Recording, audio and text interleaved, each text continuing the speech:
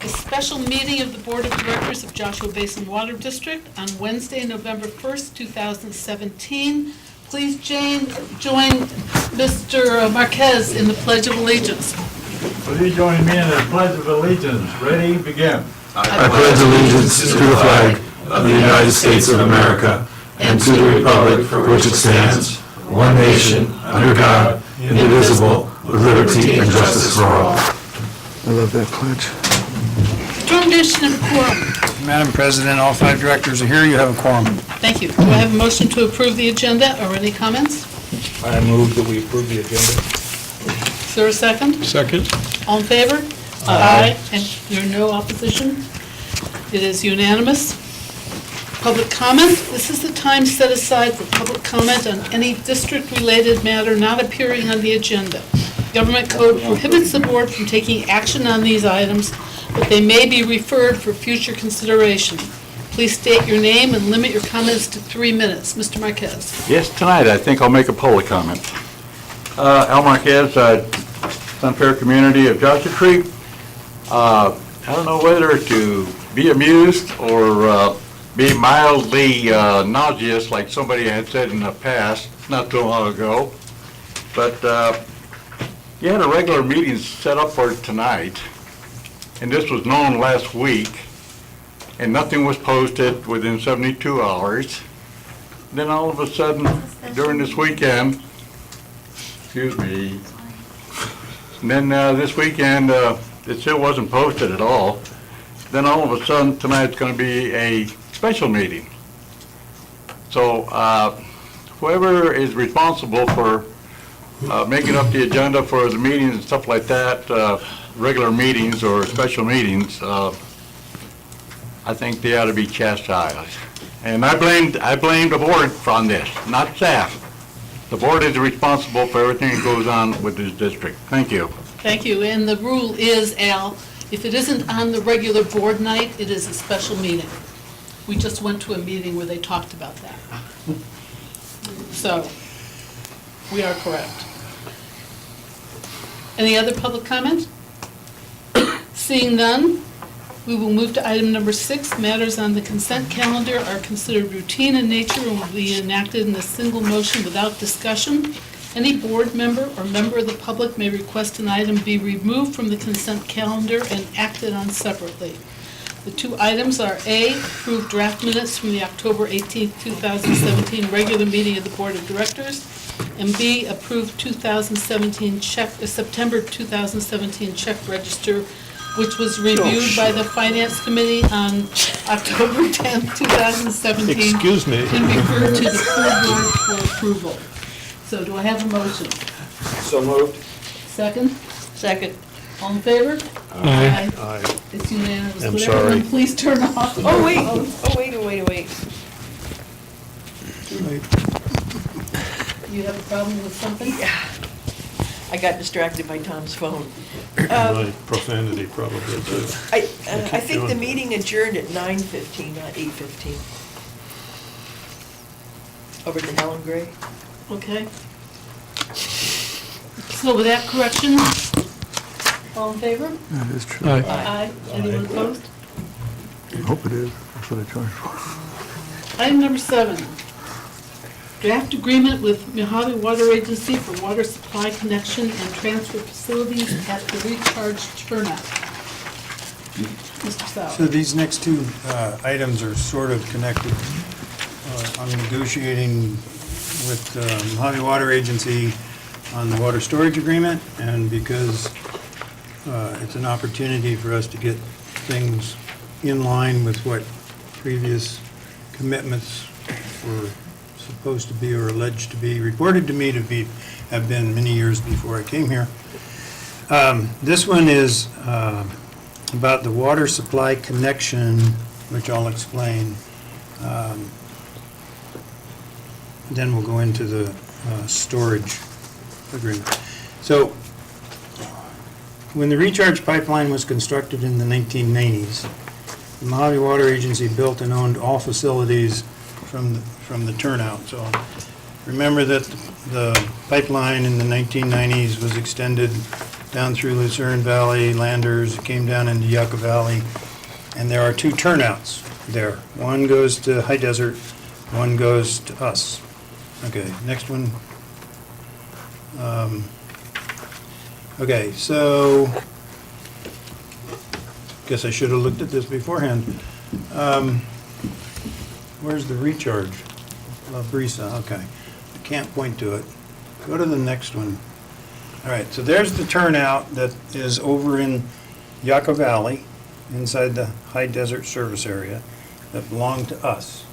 Or, excuse me, when it was constructed, it belonged to the Mojave Water Agency. Okay, next one. So inside, this is the pipeline coming into the vault from the Mojave pipeline, right? And that's the SCADA unit that reads how much water comes in. Next one. And it goes down through the pipe to that black section, which is the valve that can be shut off or turned on. And then from the black section down, going out the end of the vault, that was in the 1990s, Mojave Water Agency put everything in, and they owned it. And then when we extended our pipeline, for whatever reason, we wanted the blue clay valve. So from the black meter on to the end of the vault, we own that little section of pipe. And then from that turnout, or going out of the vault, next one, right there, going out, next one, next one. Some 2,000 feet of pipeline from the turnout to the first pressure reduction station on Yucca Mesa Road is owned by the Mojave Water Agency. So they own down to the turnouts. What they proposed was when we took over the equipment inside the vault from their meter all the way down to this turnout, it was their intention that Joshua Basin Water District would take ownership of that pipeline, and we never have. So the agreement that's been written up, which I didn't put in your board packet, is a lot. It's been reviewed by council, and council has no problem with the way it's written. And basically what it says is that there's 2,000-foot section of recharge pipeline that's currently owned by the Mojave Water Agency, and they've requested that we take ownership of that pipeline, as was reported to me, as was originally intended. This is an oversight of past management activities, and it's the same agreement that they have with the High Desert Water District. They own down to their meter, and High Desert owns the rest of the pipeline. There are no costs associated with taking ownership, and the state has confirmed that there's no impact to the loan agreements if a change of ownership occurs. The loan has been repaid by Mojave Water Agency. However, future costs in 50 to 75 years or longer, when the pipeline needs to be replaced, that 2,000 feet. By us taking ownership, it's roughly estimated that that would be on the order of $400,000 to replace it. And this would be done at the same time that we replace the other 3+ miles of pipeline from the Yucca Mesa Road down to our recharge facility. So there's no immediate cost. There's a request by one of our partners to take ownership of something that was intended for us to take ownership of. 50 to 75 years from now, when we do the next rate study, there'll be a cost associated with that, and it's going to be, who knows, but now we're estimating $400,000. So the recommendation for the board tonight is to receive this for information, discuss, and advise the GM on if you have any items of concern, or if you do not want me to proceed with getting a final agreement to bring both to this board and to the Mojave Water Agency's board to approve the transfer. And that's it in a nutshell. Thank you. We'll start with the board. Any board comment? Dr. Falone? Well, yeah. But early on with other kinds of controversies that occur with the ratepayers over failures of pipe and who's responsible for bills and all that stuff. It's typically said that the district is responsible for anything that happens on their side of the meter, and the ratepayer person is responsible for everything that happens on their side of the meter. And so this pipeline that we're talking about is on our side of the meter. And it would be sort of an inconsistency to not have responsibility for that pipe. Thank you. Thank you. Director Hunt? I share Director Flone's thoughts exactly. We must have had a mind meld. So, We're sitting so close together, I think that's it. We're not attached at the hip. so no, I agree. I mean, it's our supply line to get our recharge water, essentially, and our straw, if you will. And it seems like a fair and good business practice to accept the line. Thank you. Director Johnson? I concur, yeah. Director Marbury? Make it so? Okay, and I agree with it too, so we will go, any public comment before we go on? Seeing none, do we need to have a motion? You just say the No, I'll just, information discussed and advised, we're advising that we think it's a good Yeah, idea. it's not an action item, Nikki. Yeah. Okay, we are on to item number 8, discussion of the draft water storage agreement with Mojave Water Agency. And again, Mr. Sauer. same thing, the recommendations the board received for information, discuss with the general manager and advise the general manager on any items of concern. So at the direction of the board, I've been negotiating a water storage agreement with the Mojave Water Agency. The draft presented tonight represents several iterations and is close to being finished so that both the JBWD board and the Mojave Water Agency board could consider and approve for a final agreement. There are several sections in the included agreement. Section 1 of the agreement covers ownership of the stored water until requested by JBWD. So, for example, Mojave Water Agency decides they have extra water. They decide that they want to store it in our subbasin. We have to agree to accept their stored water, and they put it in our recharge. They bring it down to their meter. Then we flow it through our pipeline and put it in our recharge facility, and it goes into the aquifer. It belongs to Mojave Water Agency until such time as we buy it from them. They may not sell that water to any other agency.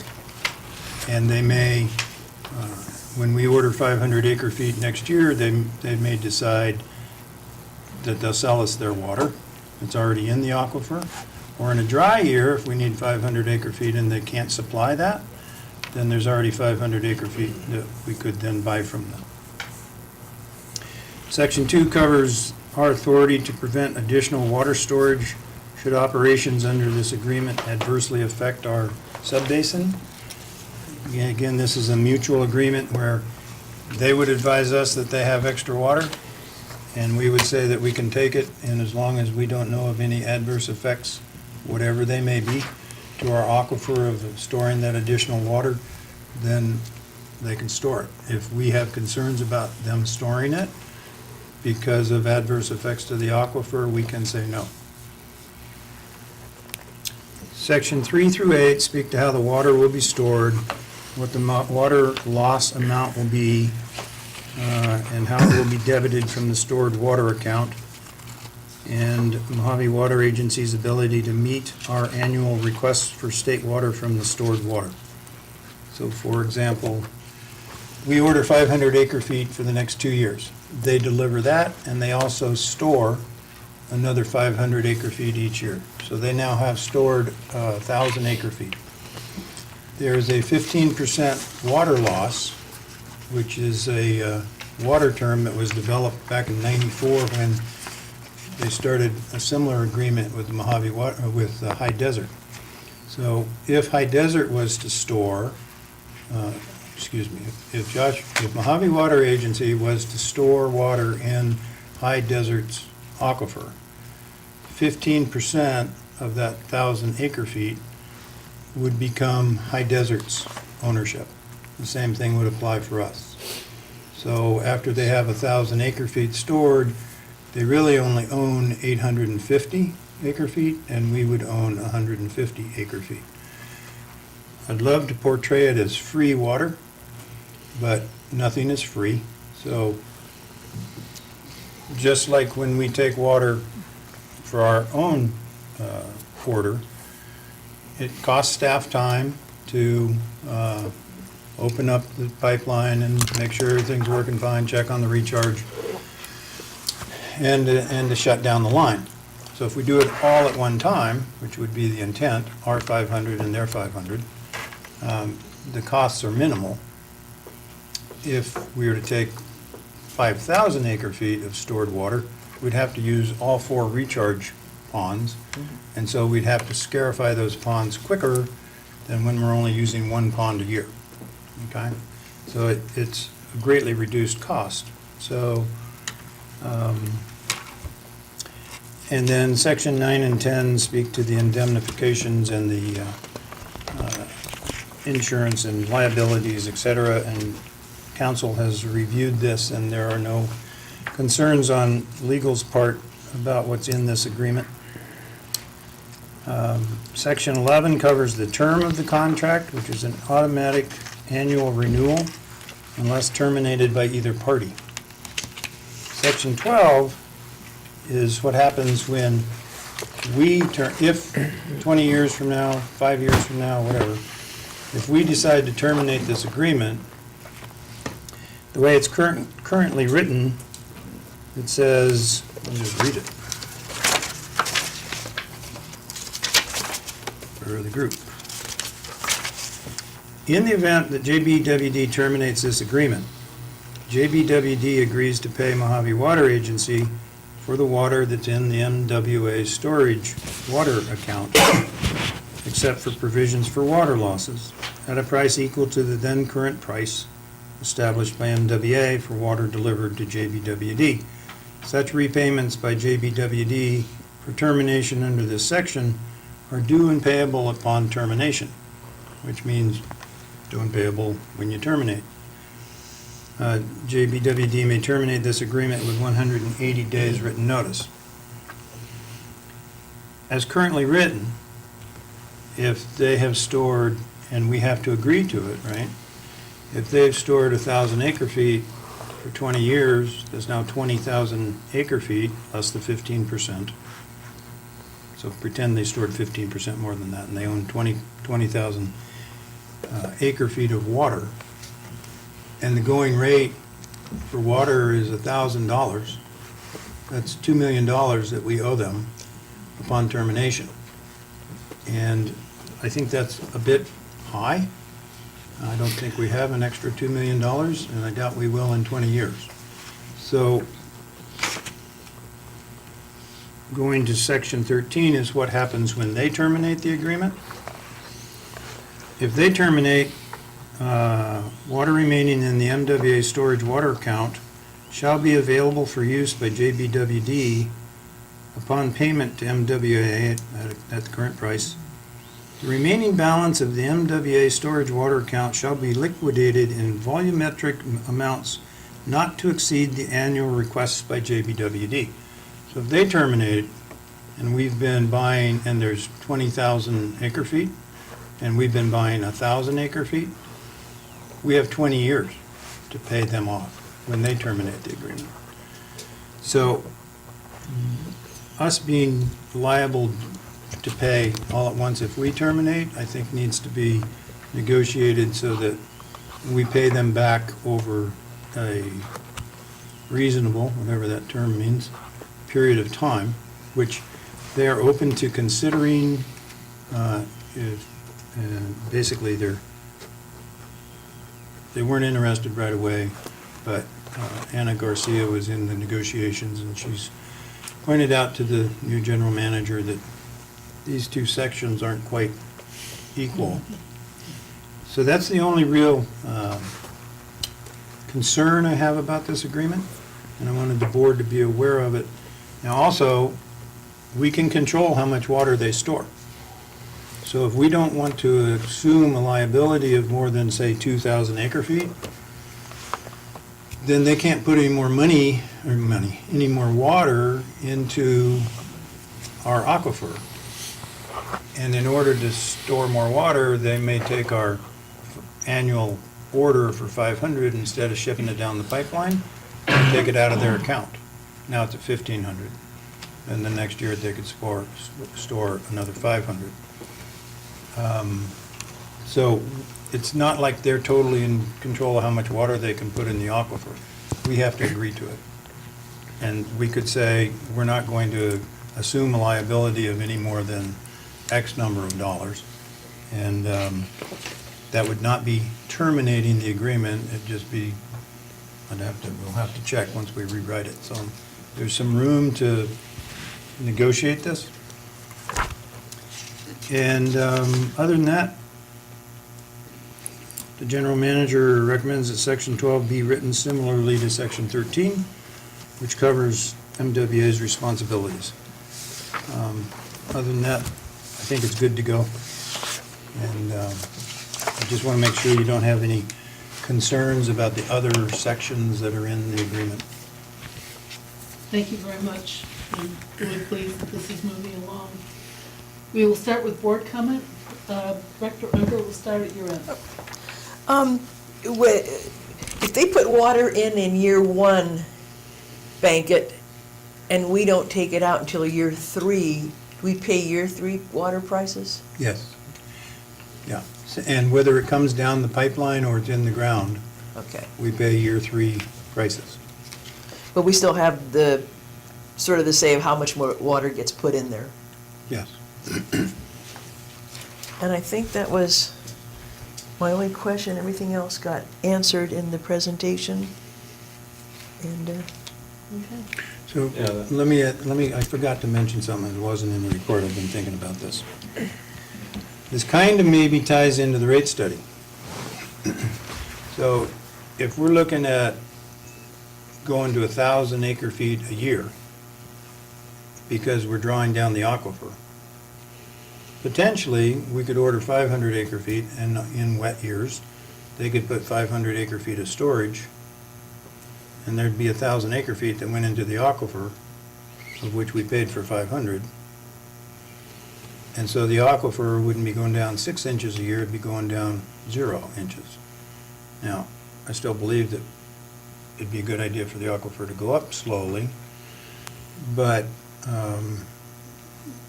it's storage, and there's nothing to say that the next year they couldn't turn around and say, okay, here's your 500 acre feet that's already in storage. But maybe it offsets a need long-term to increase the amount of water we order, but every year that we delay, it's going to cost more. And High Desert has been accepting extra water, but they've been paying for it at current year's rates. And they've stored, I think, upwards of 7 years' worth of additional water, but they haven't stored it, they've purchased it, they own it. And we wouldn't own that water. So we'd have to end up paying a higher price, but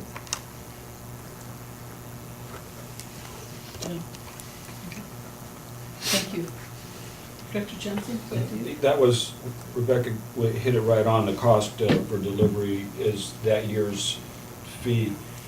I don't assume that we could write in there, we pay 2018 rates, and I mean, it's a graduated scale for each year.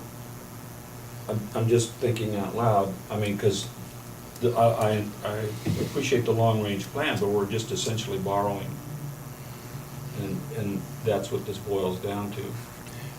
it boils down to having the water available in dry years. Correct. Yeah, but that word or terminology. And on the actual delivery for acreage feet, is that what hits our meter then, or is that what they discharge? How do we calculate what actually is delivered to us? Well, it's actually calculated at two places, at their meter at the turnout and our meter at the recharge. And for the last 3 years of our recharge, we've been spot on. They're both, I think, like 0.1 acre feet difference or something like that. So, and that, or 0.2. And when you shut down the line, there's water that's gone past their meter that hasn't flowed all the way down because the line's not totally empty. So some of that acre feet difference is where it's metered at. Our water is still in the pipeline, and the next year when we take more, as the new stuff's coming in, it's pushing the old stuff out. No, and I like the way you're working on 12, so I totally concur with the verbiage. Thank you. Dr. Flow? I pretty much confer with the general manager's concern about section 12, so there's not much more to say, because this, as it is to me, not acceptable. Thank you. Dr. Hunt? Two things. First, do we realize any savings on energy costs, or is that built into the price per acre foot that we pay?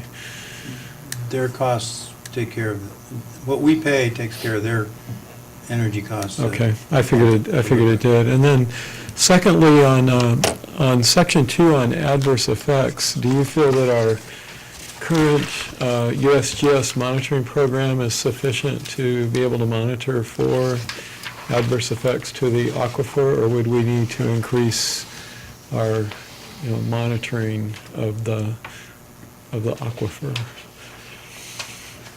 Well, you can always increase our monitoring and have more data, Right. but I think what we currently have is adequate. Okay. I'm very interested in the studies that USGS is doing over at JTUZ 1 and 2 over here away from the aquifer. Mm-hmm. And the potential, we haven't gotten the reports, but the potential rise in the level of the aquifer and the trend of nitrates either staying the same or going up, and that's what they're looking at. Right. And then, earlier we talked, when we approved the USGS budget for this year, we talked about putting in a monitoring well between the recharge and Quail Springs Apartments. Mm-hmm. So that might be something that the board wants to do, but I don't believe that 500 additional acre feet a year is going to raise that aquifer enough to meet up with whatever nitrates might be entrained in those septage pits that have been over there. If we were going to do 10,000 acre feet a year, then I would have some concerns. And, initially Kathy Kortner was talking about, well, maybe we could put 10,000 acre feet in there. And in reality, the folks in charge of the water storage agreements for other agencies, they're not interested in putting 10,000 acre feet and storing, in 10 years, 100,000 acre feet that we're buying at 500 acre feet a year. Right. Their comment is, we can sell this water someplace else sooner. They also recommended that we might want to consider a 5% water loss rather than 15, because it would be more beneficial to the Mojave Water Agency if they only lost 5% instead of 15%. And Ed Music's comment when we were talking about it was, well, if we renegotiate our contract, we're going for 20%.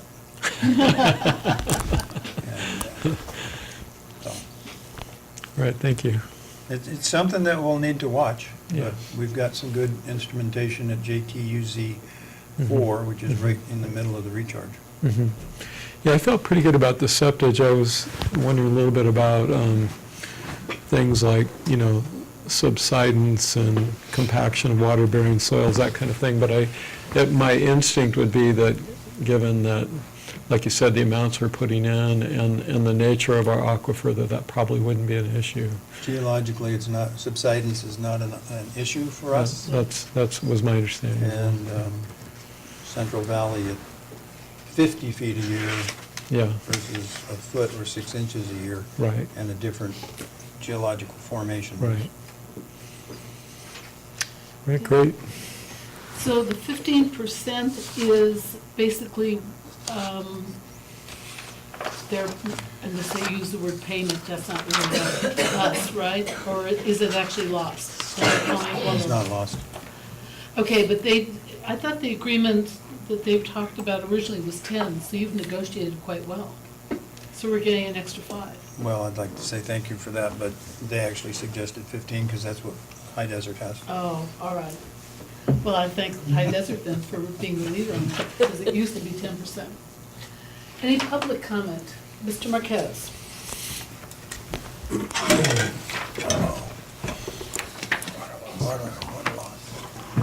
The good people of Joshua Tree, Joshua Basin Water District, ratepayers, are quite concerned about water quality for our district. They've discussed that in the past, and they're thinking about the future also. The manager addressed this point about the water quality of if you rise, the water level rises too fast, it will cause a water quality problem. We know back, I forgot, in the late 90s, when High Desert Water District imported too much water at one time, and they had their problem with their septic problem over there, and they had a moratorium on water and also building. I hope the board members take in consideration about importing too much water, not only for the Joshua Basin Water District, but for banking of Mojave Water Agency. If we're using approximately, in the average of 1,400 acre feet a year, and you start importing 2,500 or 3,000 acre feet a year, that's going to be rising that water level. The impurities from the septic tanks are going to mix with the water, and our quality is going to not be so good to drink. So we'll have to do more stuff to make that water potable as best as possible. So I hope the board discusses it about how much water you want to import. Thank you. Thank you. Do you want to comment on that? I mean, we're working with USGS to study this on a daily basis, so and I think that you're very well aware of the problems. Their aquifer is very different from ours. Big, wide. Ours is big and wide, theirs is deep. Very different. Okay, anything else on this? You don't need anything from us, do you? Or you need? I have a question. Yes. Is there any time to enact this contract that would be more advantageous or not? Is there any time element in this? I know there's a lot of stuff going on. Would the water fix affect this in any way if that thing goes through? I don't know what's going to happen in 17-plus years from now as far as the water fix goes. There's no, Take that long. there's no time. The only timing issue, I think, is we ought to, if they're going to store water, we ought to do it at the same time that we take water to reduce our staff time and reduce their staff time, because they have to come down and open their valves as well. How long will it take you to do the renegotiation on that one clause, that termination clause? Hopefully not very long. And would we be coming back and then looking at it in its final form then? Yeah, it'll be brought back to the board for final approval. Next meeting? Well, no, not the next meeting. Probably January, Okay. I'm gonna guess. There's, yeah, and depends on how quickly they want to move it and when their board is willing to consider it. Their committees are willing to consider it. Thanks. Okay. I think we've handled that one. We will move on to item number 9, the rate study, and is recommend the board receive for information and provide direction for ongoing rate study. Mr. Handler.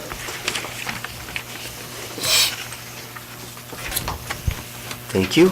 Nice to see everyone again. So this is a continuation of the last meeting. Last meeting, sorry, it was long. We covered a lot of background. This is going to be shorter. We've honed the financial projections. We have a few different options, including one with debt service, We have some new rate structure preliminary view to look at and get input on. And just to alert the board that we had a good meeting with the Citizen Advisory Committee this afternoon that went on for a couple of hours. And Karen is here, and a lot of good questions, a lot of good issues were kind of hashed through at that meeting. More so than I expect will be here tonight. So first, just a mini recap for 20 seconds, then talk about the revised financial scenarios and what the rate increases look like in the big picture, and then we'd like to talk about the water rate structure modifications and where to from here. The recap, here's the chart of what the typical bill is for someone using 10 to 9 units over the last, 20 years or so. Looking over the long term, the overall rates increased, the overall bills increased for about 1.7% over 20 years. So pretty low increase over that time, which brings us to where we are now, facing some financial challenges, and also to recognize, again, that the board's done a good job of trying to keep the rates moving in the right direction over the last 10 years. The last time was 5 years of 7% rate increases, and everything helps. Now, we talked about last time the big challenges of the aging infrastructure, $2.5 million in funding needs identified from the 30-year capital improvement program, largely due to a lot of old infrastructure, booster stations, wells, tanks, pipes. We talked about water supply, Chrome 6 requirements, which are being deferred a little bit in our latest financial analysis, but still something that could be a financial hit, more so after the first 5 years. And then ongoing cost inflation. You always got to keep rates moving in the right direction. So tonight we have a few revised scenarios to present. And to cover some of the changes from last time, one is we deferred the Chrome 6 project by another year. So really, the costs for that hit in the outer years, not the first 5 years. There'd be operating costs and debt service that would hit in the outer years. Even if you're doing construction in the early years, we're still assuming some grant funding for that. Chrome 6 operations, I'm using a lower operating cost, $632,000 in current dollars, but again, that doesn't hit till the outer years. The meter replacement program, we're now using a cost estimate of $2.5 million, including contracting costs or the cost for installation of all these meter replacements.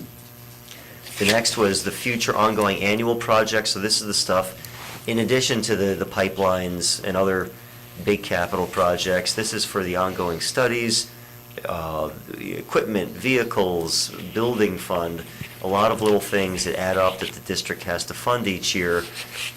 In the old version, I misunderstood something about what was additional, what was the base number, so what we're using now is $400,000 per year, but that's after the first 5 years. The first 5 years are elevated because there's the meter replacement program that's kind of layered on top of some of those costs. For the phased approach, we phased it in not over 5 years, but more over like 6 to 7 years.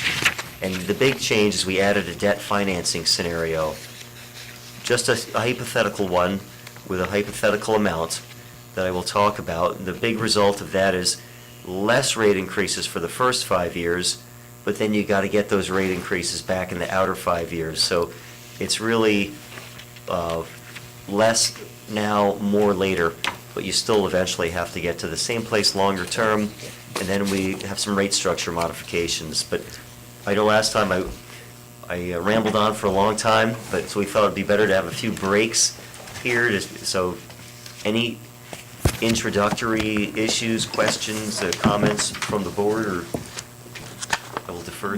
Anything from any board member want to say anything? Seeing none? Move on to phase 2, the revised financial scenarios.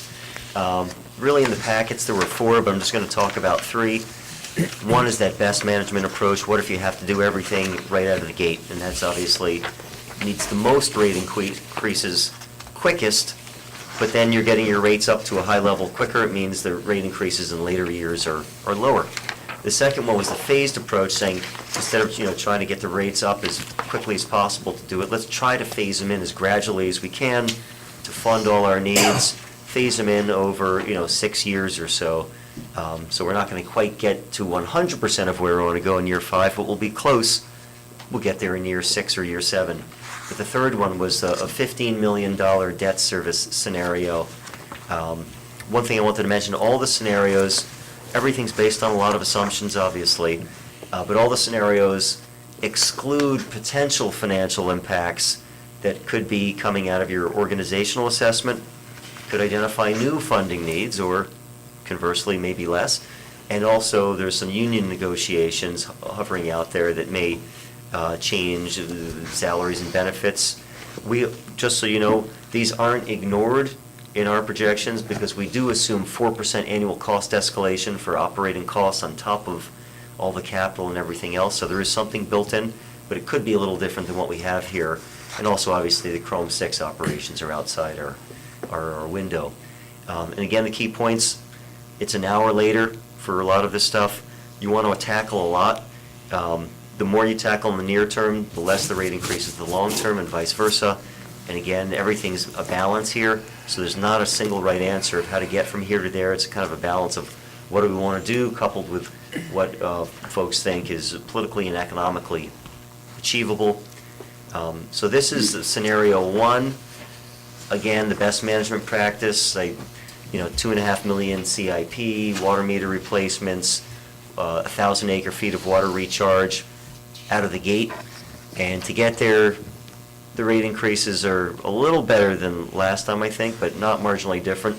We're talking 40, 30, 20, 10, 5, and these are compounding on top of each other. So over 5 years, you'll see in the bottom of the yellow section, the compounded cumulative increase is about 150%. So rates are going up 150% to get from here to there.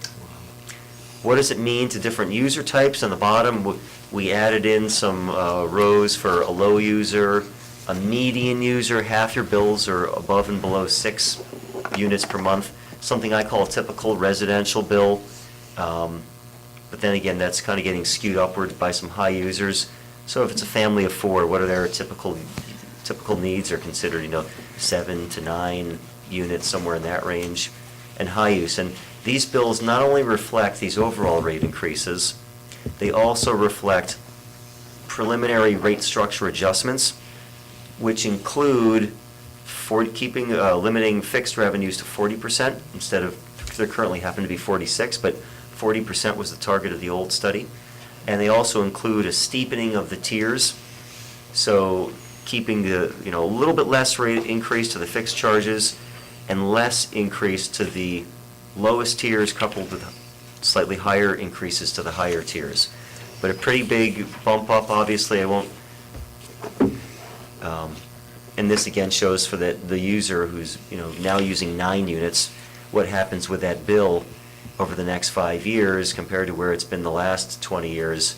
And it's a pretty steep ramp up over 5 years, but over the longer term perspective, it's about a 5% increase from the bill where it was, 25 over 25 years. Scenario 2, this is the phased approach. Alex, could I interrupt? Yes. Already did, thank you. Anytime. So, in the first scenario, what are the rates in rate increase in years 6 through 10? Boy, I'm forgetting the detail off the top of my head. I think we had 10-year projections in the packet, but there did need to be some future increases, but they were more inflationary of nature, because there was Chrome 6 in the outer years, so there had to be additional increases for Chrome 6 and inflation. I've got it right here. Oh, great. What page, Gary? I don't- I've got it pulled out separately, so I don't know the page, but,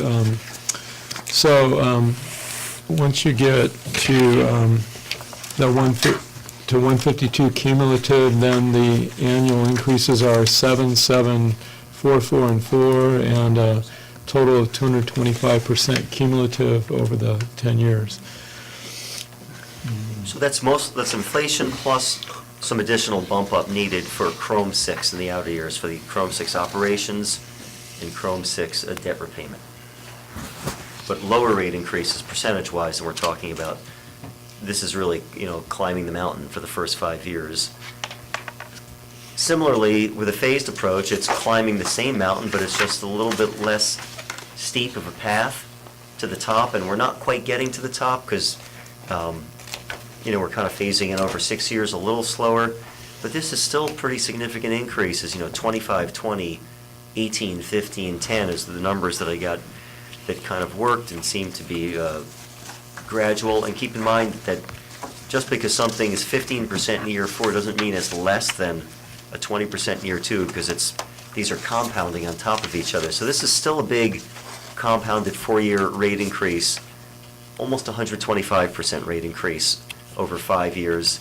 And then there would be continued rate increases in future years if it was needed to keep stepping up to fully fund everything that the district wants to do under the best management practice, but getting there over a longer term.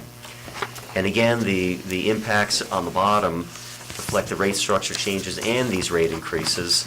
So the low user who uses 3 units, and you've got a lot of folks who are using 2, 3, 4 units of water. Right now the bill's about $35 a month. That would pretty much double over 5 years to $70. And meanwhile, what I'll call that typical residential bill, so this is including some outdoor water use probably as well. A bill right now is about $55, a little more than doubles to $122 over 5 years. But of course, I'm not factoring in any cutback in water use. In our projections, we did assume with large rate increases that for every 10% increase in rates, overall, customers would cut back by 2%. Maybe not everyone, but some cut back more, some less. And where would the cutback happen? I further modeled that, so there's more cutback in the higher tiers than the lower tiers. And that's what we see all the time, and that's what's happened to you guys when I look at your tiered use over the last 5 years, because a lot of folks who are in tier 2, 3, and 4, they're already fully going through tier 1. So when they cut back, let's say they're in tier 2, they cut back a couple units in tier 2, they're still using the full 5 units in tier 1. There's no change in tier 1 use. So we did model more cutbacks in higher tiers than the lower tiers. So and obviously, someone using 20 units of water has a lot more capacity to cut back if they wanted to for financial purposes or other than someone who's only using 2 or 3 units. But again, these are big rate increases. Again, we tried with the rate structure adjustments, to some extent, they keep the fixed charges lower, they keep the tier 1 rates lower. So the lowest users see less of an impact than they would if it was just an across-the-board rate increase.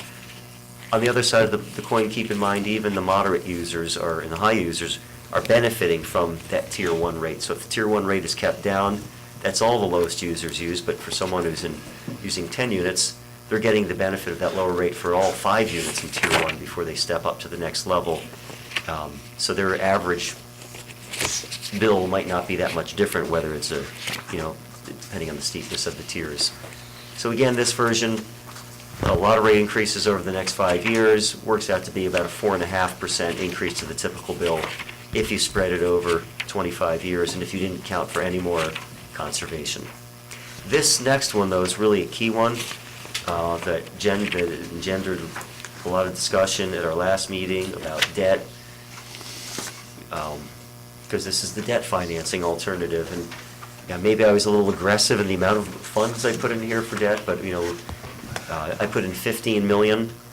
What's 15 million? That's equal to 5 years of $2.5 million for capital, plus another $2.5 million for the automatic meters. So this would be at the high end of the debt that would be issued.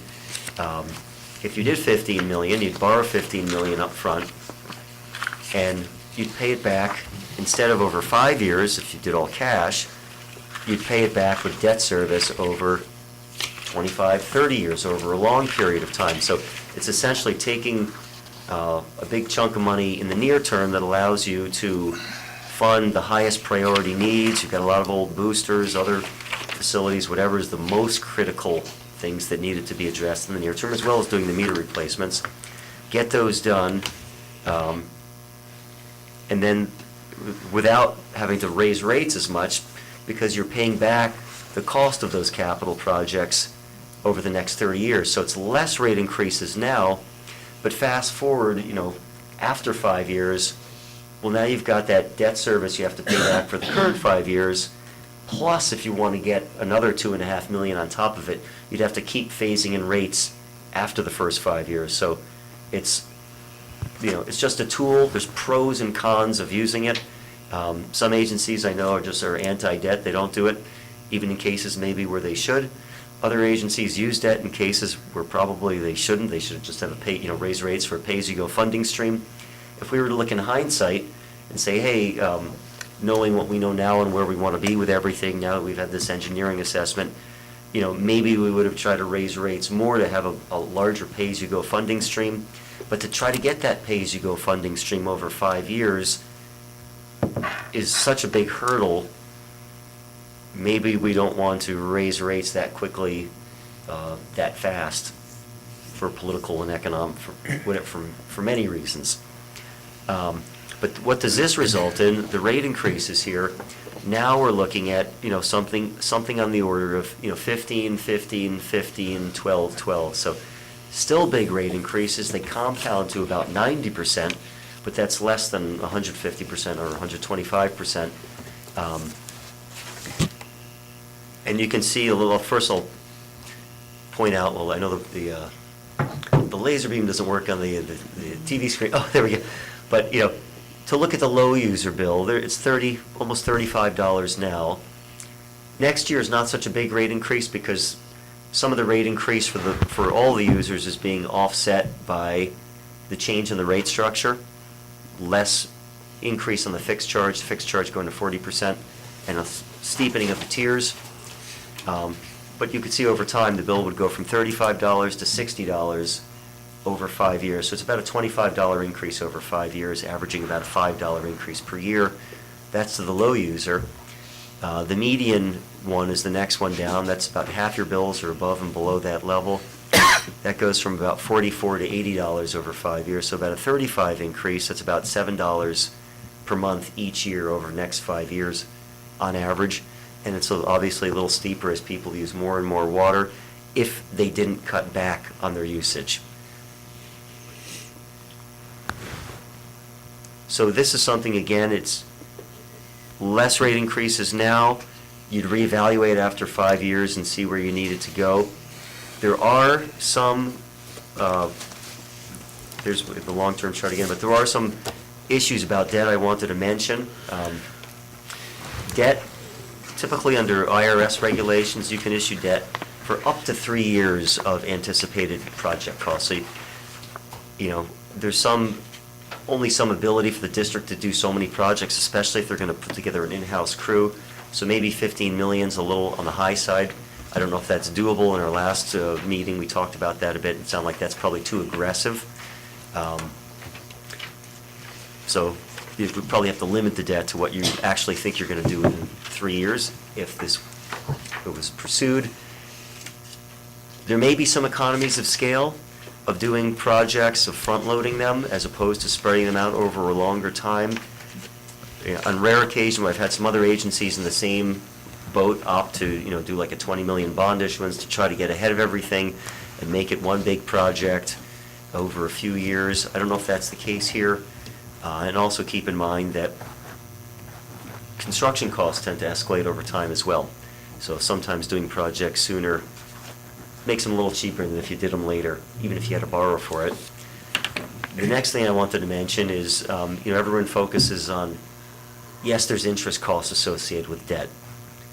But at the same time, when you pay debt back 10 years, 15 years, 20 years down the line, there's been a lot of inflation, so that you're kind of locking in what the payments are now, but the dollar you're using in 20 years is really not worth as much as a dollar in current.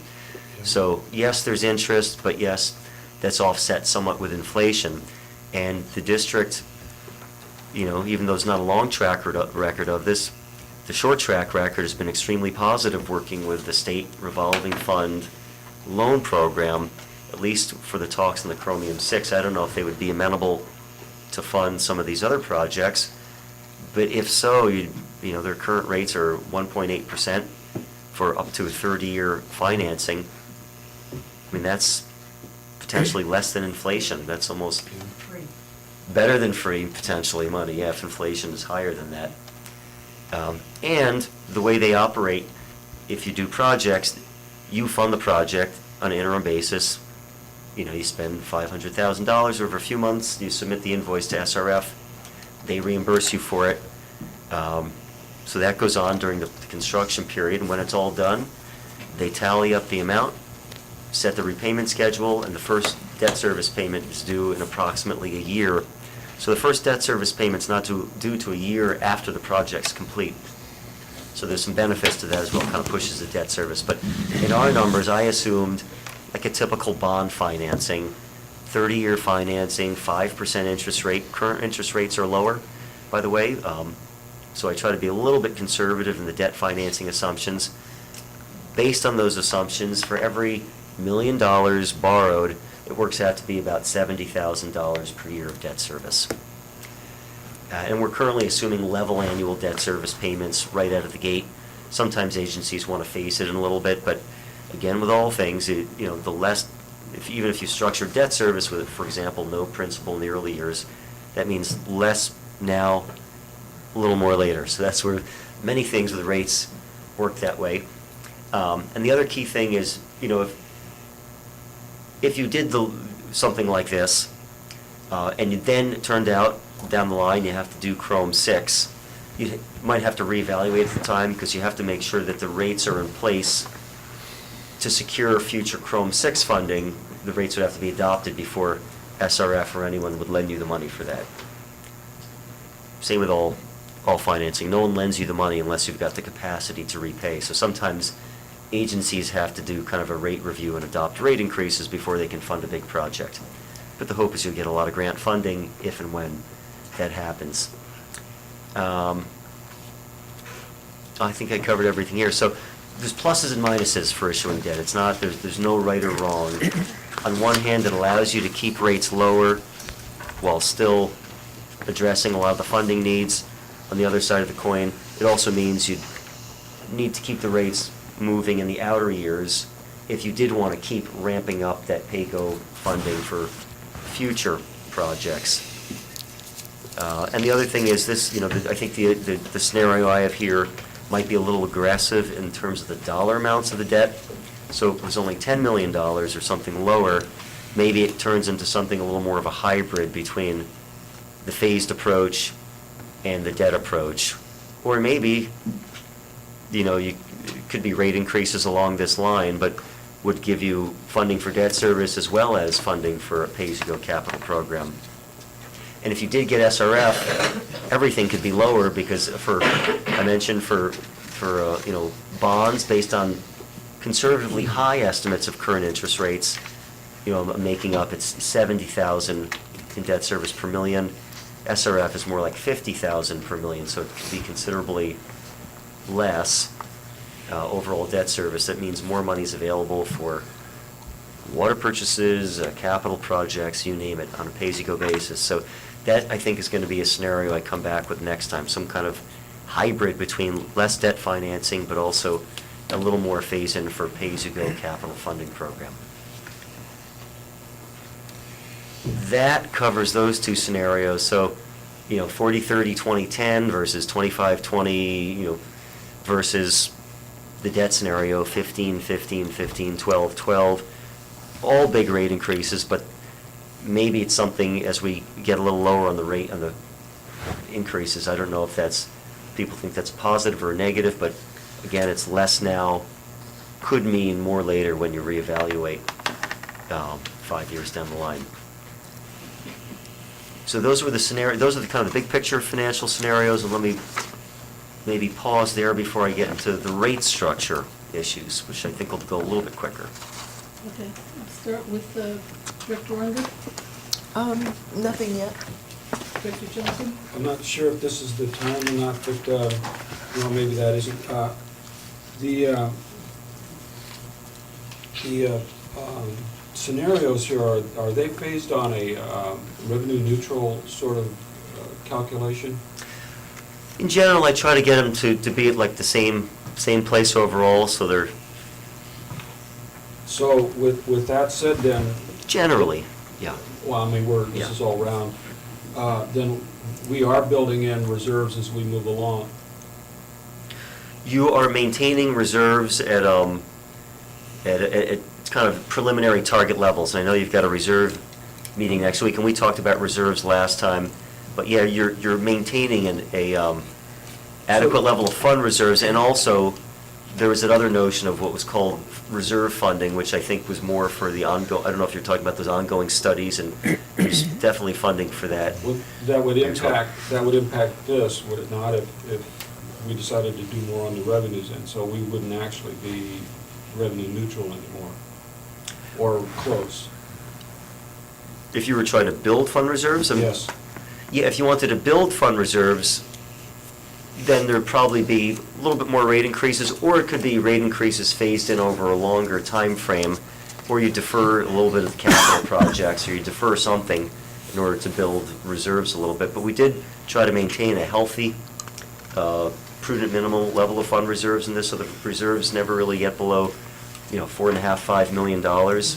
Right now, you've got a little more than that, because there's some capital projects that are looming that the funds haven't been spent down on. But we assumed there would be a little bit of spend down in fund reserves, but again, trying to maintain, I think it was somewhere in that $4.5–5 million range, which equals, I think I made up a target of 50% of operating costs plus $1 million for emergency capital. It's kind of a preliminary, straightforward target to try to maintain in the bank. So you always have some money there in case there's emergency or some unknown. And I don't want to belabor this, but with the existing revenues that we could spend, is that built into these models? Yes. So it's, okay. Yeah, so we're maintaining that and funding what you need to fund over time. Yeah, you might not be funding it all year one, or even within year 5, but some of them might, phase in funding over a little bit longer term. Okay, Director Handel. So for questions or comments about the tiers you want me to hold, we're going to Yes. talk about that, okay? Yeah, I just wanted to comment that one thing I noticed was that Scenario 3 looks really good for the first 5 years in terms of looking at the cumulative percent increase, but then you get out to 20 years, and the first 2 scenarios have a cumulative increase of 225%, but the Scenario 3 has a cumulative increase of 264%, 39% more than the other 2 scenarios. So I want to make sure the rest of the board was aware of that. However, you did say, Alex, that you made your assumptions, which I'm sure converted to these estimates based on the higher interest rate for loans. Probably more debt than sounds like is realistic. Yeah. Well, not just the amount of the debt, but also the percent of the loan. You Yes. talked about a fairly high rate, like 5% or something like that. Yeah, I mean, So- honestly, now, it could be, if you went out for 30-year financing, it's different for, depending on the credit rating of Right. every agency, but it could be 4%. I mean, rates are pretty darn low And right it- now, but I and don't if know. And if we were able to get, say, SRF. SRF loan, that number could be much, much different, is, I think, what I'm hearing. It could be, we'll say, like 30% less, Right. yeah. Which And there's other financing Which programs. is like out there, $300,000 or too. $400,000 difference in interest. Yeah, payments. yep. Yeah. I So- mean, I usually tend to start a little on the conservative side. Oh, no, with I numbers and appreciate try to- that. I just so, wanted to okay. have, I But wanted to you're have right, yeah, clarity, yeah. so, okay, well, that's all I had for now. I have some comments and questions regarding the rate structure. So, One thing you were pointing out is correct. Yeah, if you were to do a debt scenario now, and mine is probably too high for interest rate and for amount. Right. But you fast forward 10 years down the line, if you really wanted to have a pay-go program that was $2.5 to $3 million per year, mhm. well, then you also still have that debt service payment on top of it. So that's why if you were to get to that place in the same funding level in year 10, well, Right. with the debt service, it's less now, but it's more later. But Right. I think that's something that would be evaluated in the future, and will be somewhat mitigated if we were to use less debt service and lower interest rates. Right, and part of the balance, yeah. Right, yeah, and I did want to add, when, the points you made about economies of scale and the increasing cost of construction, and if we got the SRF loan, essentially free money, it would seem like that it might actually be wise to, if we could borrow at a very low interest rate, to do some of our construction now when costs are lower, so. But then down the line, 20 years down the line, if the cumulative increases were comparable, that would be a good strategy. But if we had to pay higher interest rates and the cumulative increases were actually 39% higher, I'm not sure I would want to go that route, so. Right.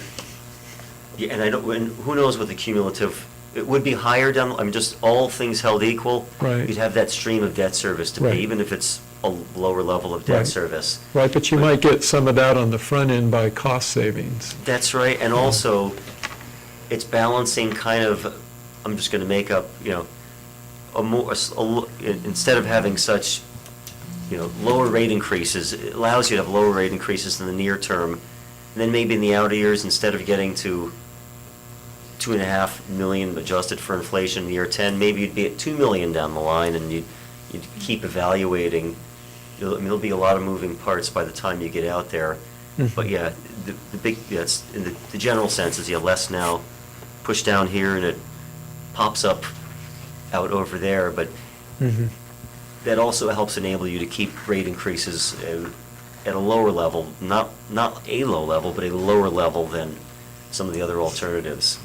So that's kind of I'm the curious, pluses and and I really minuses. appreciated the comments, because I think construction costs and everything else are obvious. I mean, they're going up, and it's not going to go in the other direction. And I'm just sort of curious, and this is out of context here, but what are other districts, are you have comparables with what you do? I mean, I work for many agencies that are dealing with Old infrastructure? generally similar issues. There's a ton of old pipelines out there, and a lot of old wastewater treatment plants that were put in the 70s to 80s with the Clean Water Act. And a lot of agencies, the pipelines are in the ground.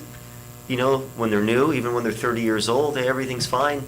We don't need to invest in them, and let's not raise rates and say, no one wants to build up a giant war fund for when they come due. But now many agencies all over the state are recognizing, hey, a lot of these pipelines are now 60, 70, 80, 100 years old. They're getting more breaks. There's more maintenance needs for them.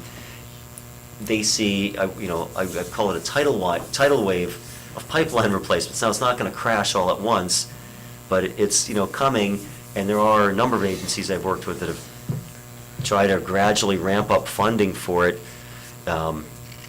Usually, they're not facing as substantial a financial challenge as you're facing in terms of, where the rates need to go. And maybe some of them have done more rate increases over the years, so they already had somewhat of a pay-as-you-go funding stream. But a lot of agencies, they used to set aside $1 million, now they're trying to get it up to $5 million per year. I mean, all of it, so many, it's common for many, many agencies. And even worse is the treatment plants, because those are 100, 200, 300, $1 billion projects that some agencies are, one agency just had to do like a 36% rate increase, and they're looking at, 5 additional 15%. So you're not alone in what you're facing, but it's just not comfortable to be in the position, and again, there's no fault in the past. Well, we should have raised rates more 27 years ago, then we'd be in better shape. Yeah, but maybe you didn't need to back then, and there were, because you weren't dealing with these pipeline replacements and looking to set aside a war fund. There were different, and the ratepayers haven't had to pay it for the last 25 years. Maybe there's, anyway, so, Right.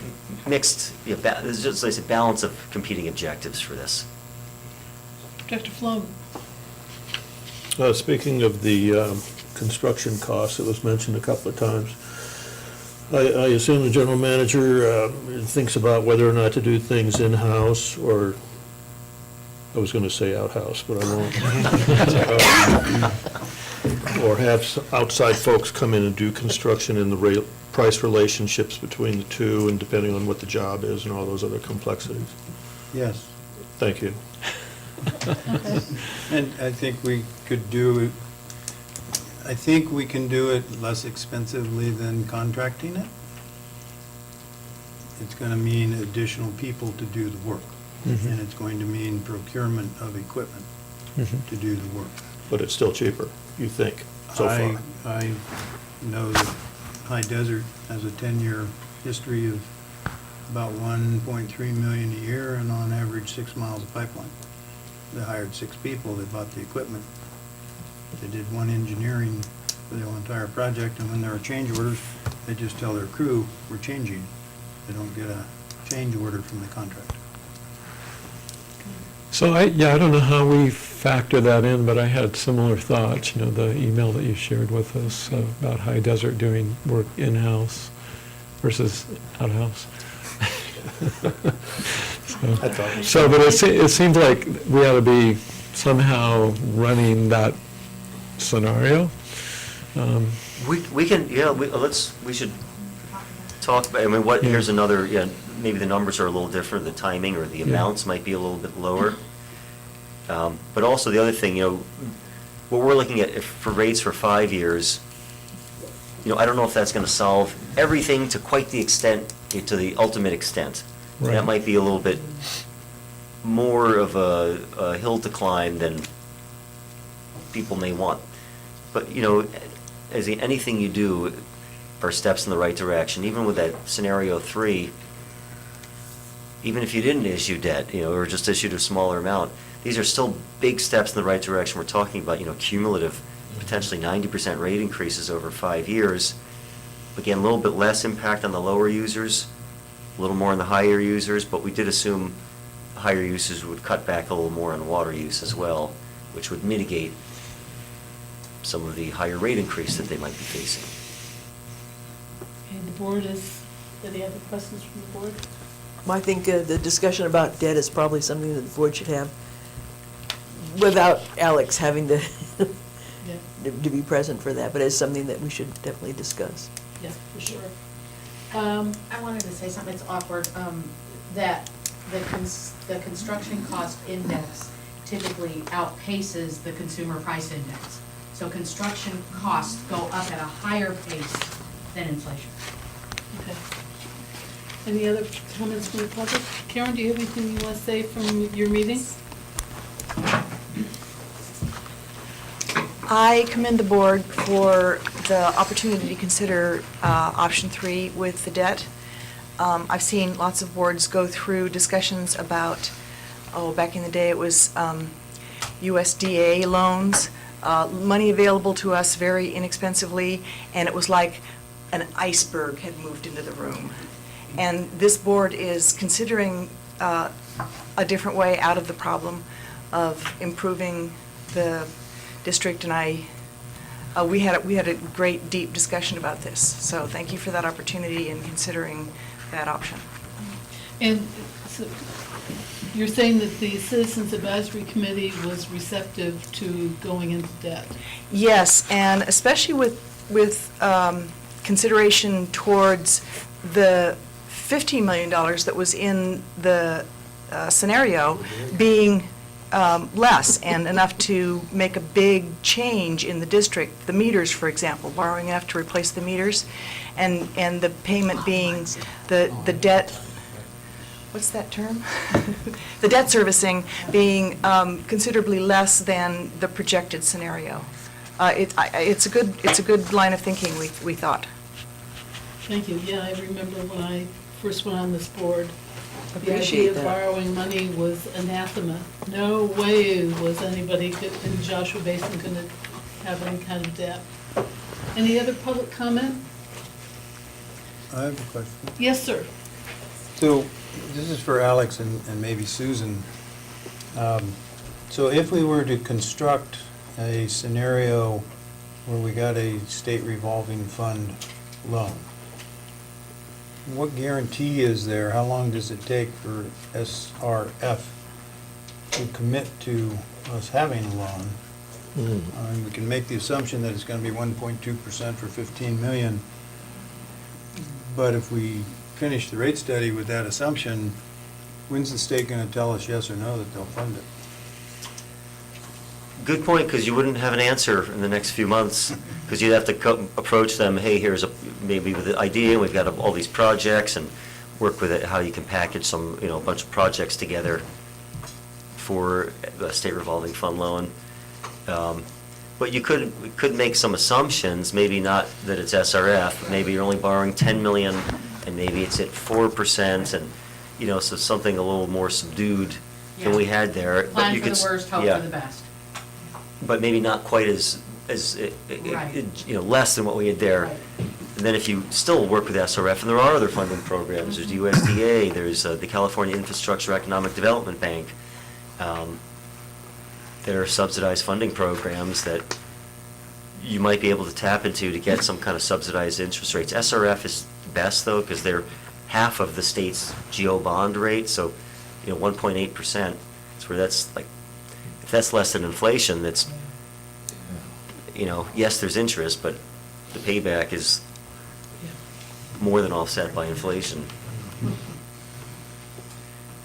Wow, this is a whole different way of thinking for the board. Anyway, One more thing, I just want to comment on debt. I'm not one to push debt. Debt has a place, especially if you have like a spike of capital projects. If you have to do a $20 million project, it's good to do this, fund the spike of projects, and you could spread out over a longer term. In this case, we're not talking about funding a spike of projects. It's kind of funding an unachievable level of projects in the near term, similar, not quite a spike, while you're more gradually ramping up your rates. So it's not an illegitimate thing to do, but there's a cost to doing it. Well, there's benefits, but there's cost to doing it. okay, thank you. Water rate structure is the next component. Again, you've got the fixed service charge that everyone pays based on meter size, regardless of whether these drop or water or not. In the last rate study, the target was to have the fixed charge at 40%. Well, the fixed charges are the fixed charges, but it's the volumetric charges. The water use came down, so the level of revenues on the volumetric side came down. So the fixed charges aren't 40, now they're 46%. So one of the goals was to get it back to that prior target level of 40%, meaning a little bit less increase on the fixed charge, a little more on the volumetric side. The lower side of the chart, in addition, everyone pays those volumetric charges. The small meter sizes pay the tiered rates. The larger meters, who not a lot of customers there, pay the uniform rate. They don't pay tiered rates because if it was a school, they'd very quickly buy all their water in Tier 4, the level of use. So this is pretty common to have this, where the tiers apply to kind of a homogeneous group like residential or small meter commercial customers, and everyone else pays a uniform rate. Some people say, well, it's not fair that the large meters don't get the penalty rates, and no, you're right, they don't pay the higher rates, they also don't get the benefit of the lower rates, so they're paying higher out of the gate, and they're paying a proportionate share in just as the weighted average of all the tiers. And we talked about how, rates are in 100 cubic feet, which is about 750 gallons. Really, the rate on average now is about half a cent per gallon for just the usage charge. Hence that half penny right there. Some of the rate structure modifications we talked about were one, well, you already mentioned, setting the fixed to 40%, so a little less increase on the fixed charges and lower users, more increases on the volumetric side. We talked about an increase in tier steepness. Right now, it's only 50 cents separating each tier, and obviously, if you just did across-the-board rate increases with no change, those tiers would continue to widen also, because, if you doubled your rates, it's 50-cent difference now would be $1 difference at the end of the line. But we did do some increasing in the steepness, a little less in the lower tiers, a little more in the higher tiers. And how does that impact different customers? Obviously, for the folks who are only using low levels of water, they're facing a little bit less unit cost than they otherwise would. For someone who's using a high level of water, they're getting the benefit of that lower tier, but it keeps ratcheting up and up. At some point, their average cost of water starts to exceed, what it would have been under just the across-the-board scenario. So that only happens at high levels of use, because they're getting the benefit for the first few units. Then they start paying more as they use more and more. So it hits more the highest users, folks using over, 15, 20 units. But to a middle user, I'm just making up, it's a family that uses, 7 to 10 units per month, a little bit of outdoor use.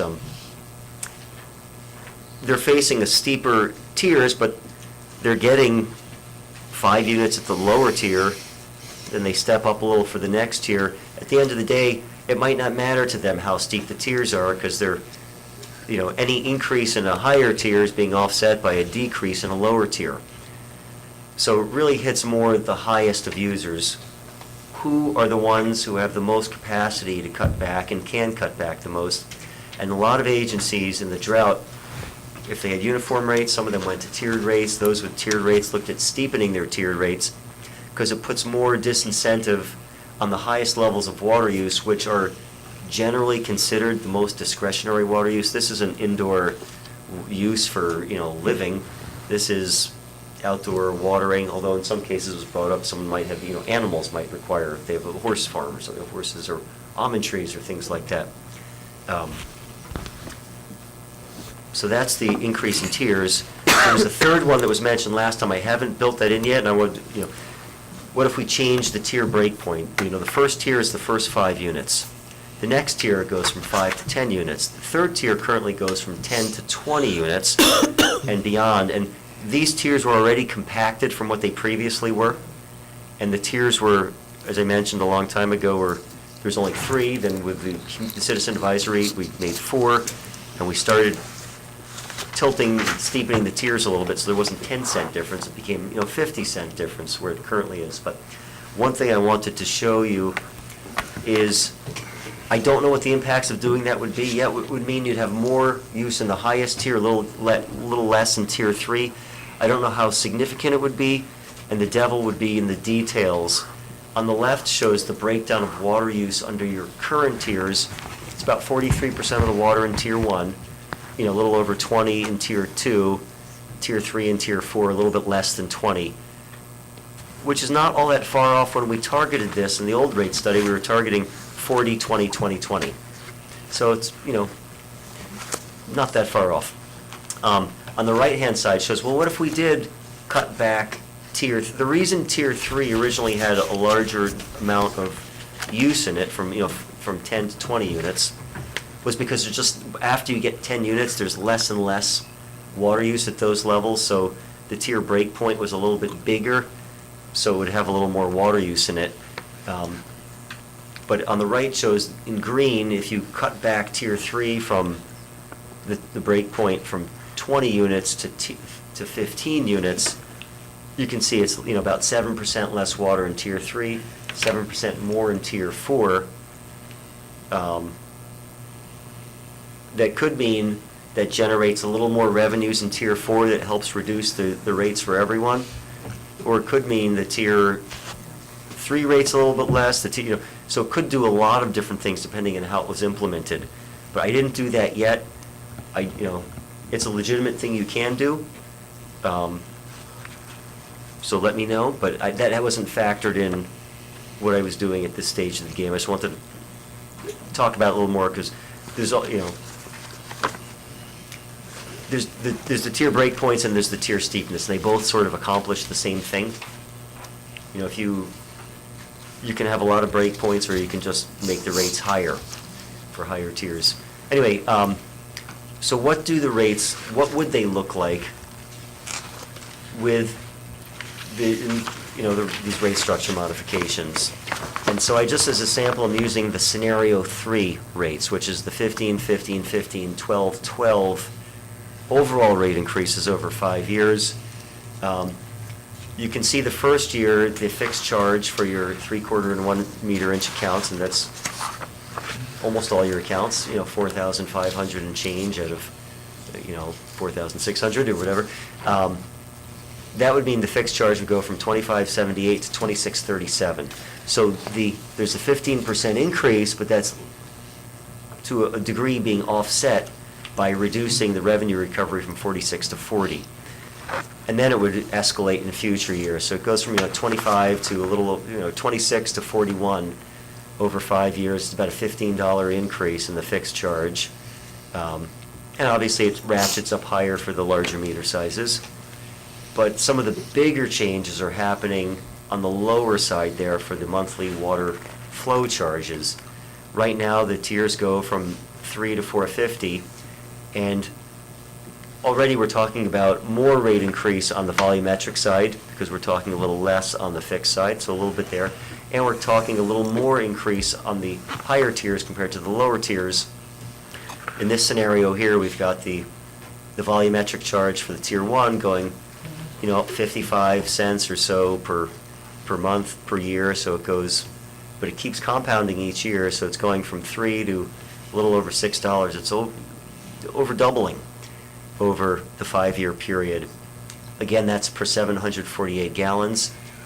And the top tier is going up proportionally a little bit more, from $4.50 to $10.55. So it's not just doubling, it's going up, 2.5 times. Again, this is preliminary. Anything we do at the end of the day, we have to have a good cost justification for. But I'm pretty confident we'll be able to get there, knowing your situation with water supply. And also, we never in the last study even got into discussions about peaking, which are an issue that a lot of agencies use to justify higher tiers for higher levels of use.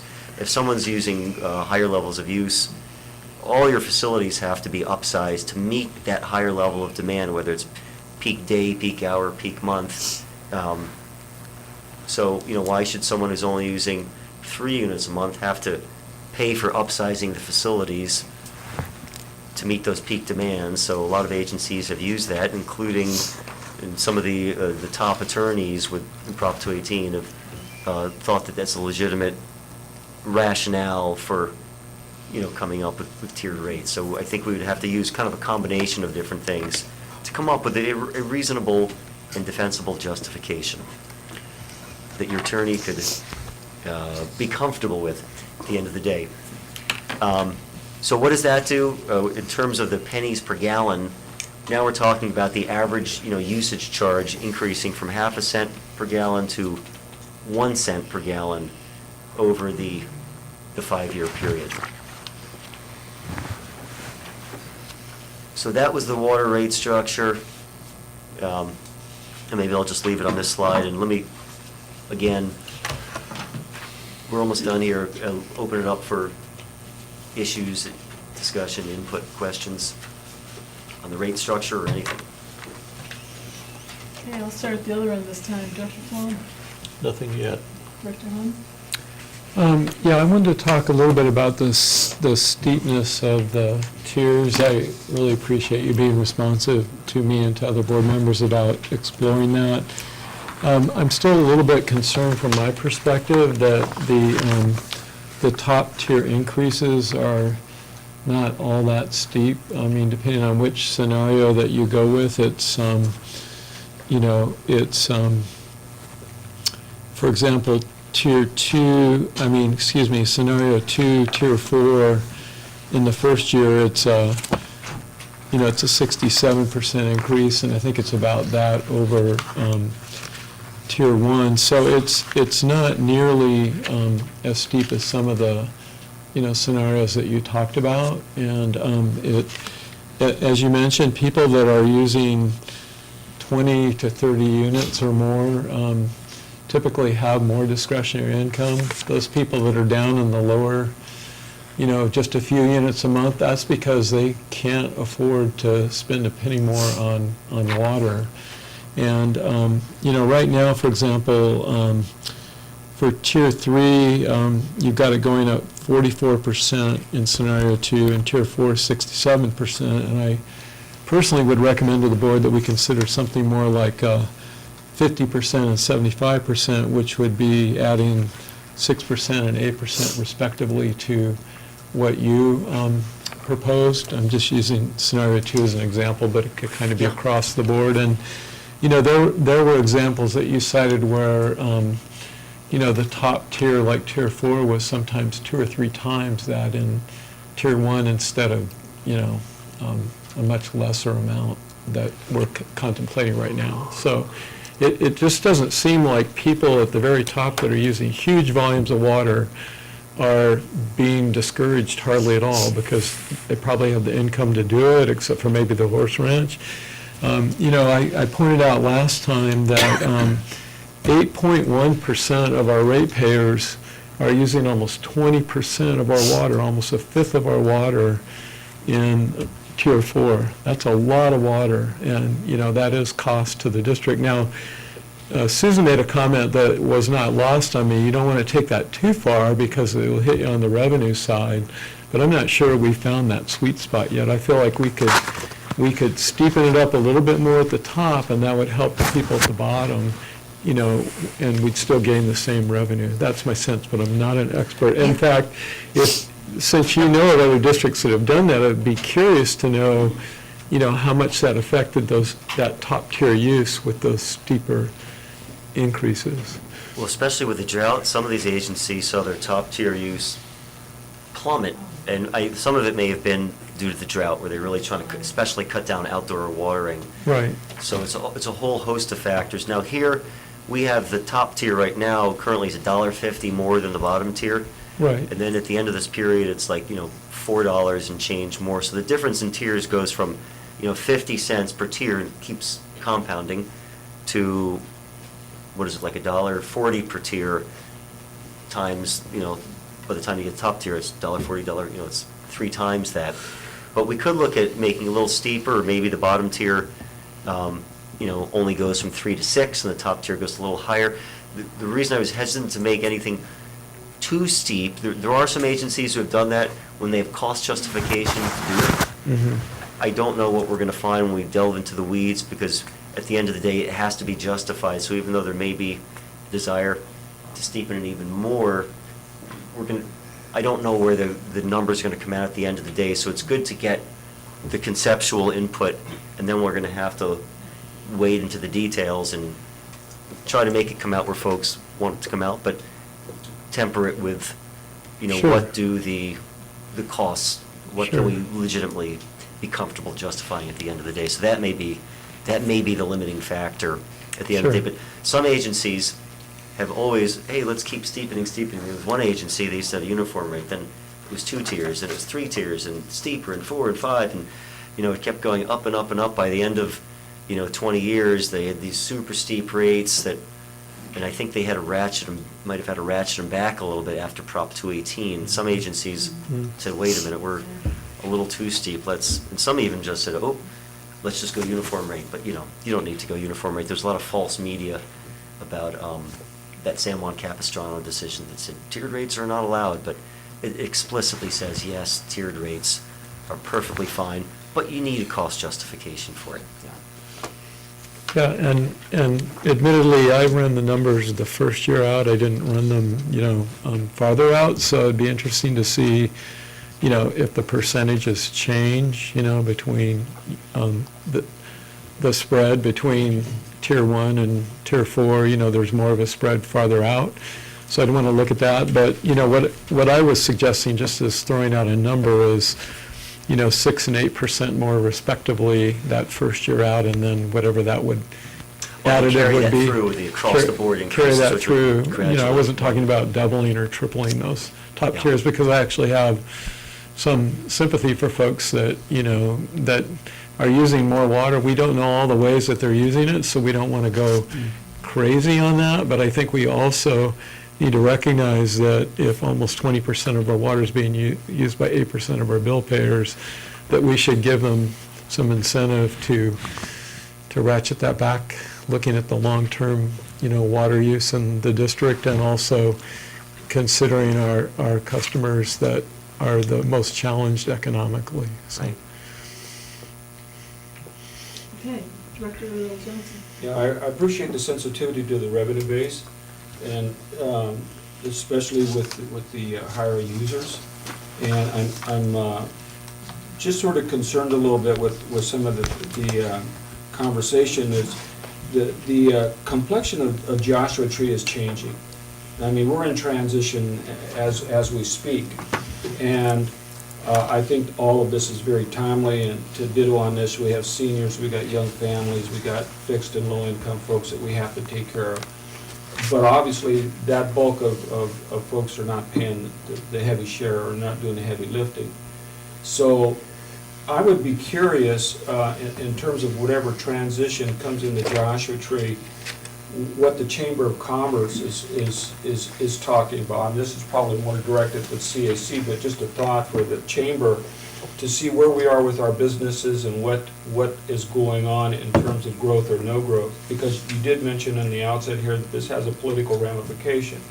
And I don't know if we're going to be in a position that's going to say, hey, we're a no-growth, community here, and if you can't use more than 2 units of water, then, you need to look someplace else to establish your business. And what the community plan or county plan is, whatever we're doing with that, and it's been a while since I've been involved with that, but just looking long-term and seeing where this all fits into the model, but looking at where we're going, not to discourage, but to still encourage. What I'm hearing is that there's folks that are interested in Joshua Tree, whether they meet, what we think Joshua Tree should be or not, to either encourage or discourage. I would like to be at least fair with however we make that presentation, so it's, not impossible for somebody to come in here and do something. Yeah, and I'm trying to not even get involved in that discussion of what the growth or won't Right. be. It's more like, what we're just trying to say is, hey, if someone, whether they're a current customer or a new customer, it's going to cost more. Right, but I don't know if that would make the anyone's... businesses in the higher ends Yeah. are really the ones that are sort of driving the train. And so with that sort of thought, I'm just thinking, we don't want to discourage you, but at the same time, we want to have a happy balance. Yeah. Interesting that Bob brought up the work on the community plan that's going on. I've been lucky, I've had the opportunity to go just about every one of those meetings. And Joshua Tree doesn't have a lot of commerce. Joshua Tree has county and state and federal businesses. We are basically the county seat. We have the county government building there, we have the jail, the courthouse, we have the CHP, we have all the sheriffs are there, we have, of course, Joshua Tree National Park, we have hospital, we have a community college, we have a county library, we have a school district, we have a couple of schools. We have very little commerce. So the Chamber of Commerce is almost kind of like the Chamber of Tourism, basically. So there's not a lot of commerce in Joshua. That's not what we do. We do tourism. And you do have a chance Monday night, 5 o'clock, at the Joshua Tree Community Center. Big reception for this, but they've been working on this constantly. And the county is really, they have heard a lot from us, and water has been a part of that discussion, that they're not looking at the Husing plan anymore for growth for Joshua Tree. They put it at a much more realistic level, more like Mojave Water Agency when they had the Beacon Group did their projections a couple of years ago. It will be slow growth. We're spread out. Joshua Tree has a downtown, and then things are very spread out. We have 300 miles of geographic area. How are you going to get infrastructure to all of that? You're not. We don't even have natural gas in a lot of areas. A lot of us are on propane. A lot of people still have water tanks. But so those kind of things, I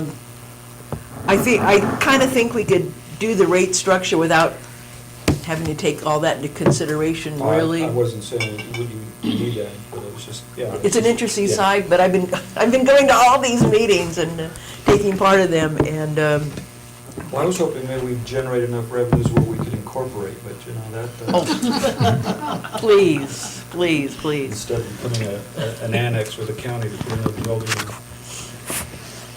Okay, is that it? That was it. Any other comments from the public? You all overwhelmed? Nice job, Alex. Thank you, thanks. I think we're making Here. progress. I'm really happy Yeah. with I this. agree, yeah. Yeah, you've done a great job. So what do we need to do tonight? General Manager, yes, sir. Or scenario, ideas for. What do we like?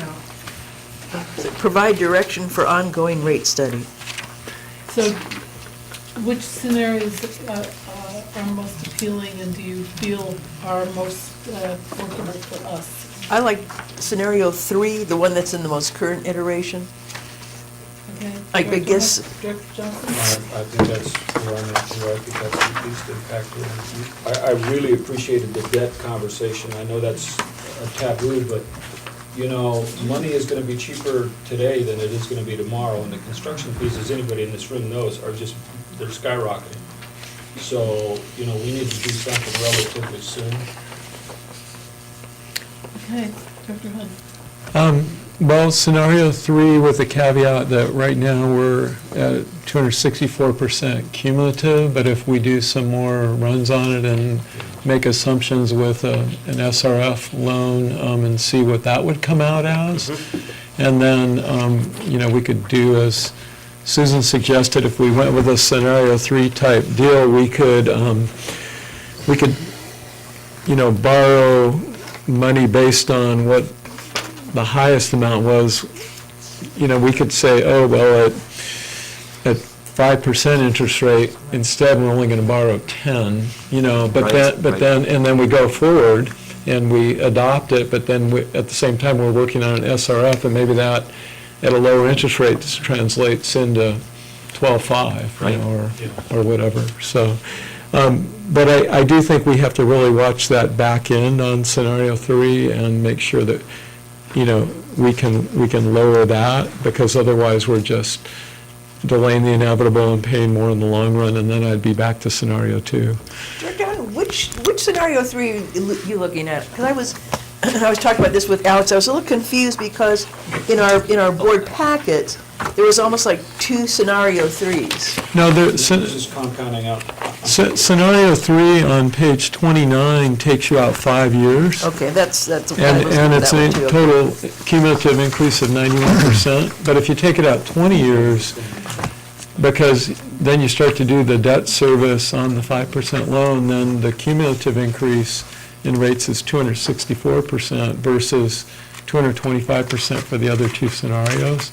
So it could be very expensive to ratepayers in the long run unless we can either borrow less money or borrow it at a cheaper rate. So, We'll put the time to 30 years. yeah. Hey, you've got a little one growing up. You can't keep kicking it down the road. All right, Tom. Well, regarding that, yes, I'm still thinking about whether or not the pipe will wait for us as far as generating some work rather than generating money. I tend to favor the scenario number 2. However, I want to talk to the president of the Citizens Advisory Committee a little bit more about that, since she expressed an interest in scenario number 3. I don't know what all the little fine details about what occurred at today's rather lengthy CAC meeting, but I just, I don't know if you could come by the farmer's market on Saturday. A plug for the farmer's market. But at some point, we don't live that far apart, so that's where I'm at so far on this. And you know, one more thing, I think even if it's not gonna be Chrome 6, it's gonna be something.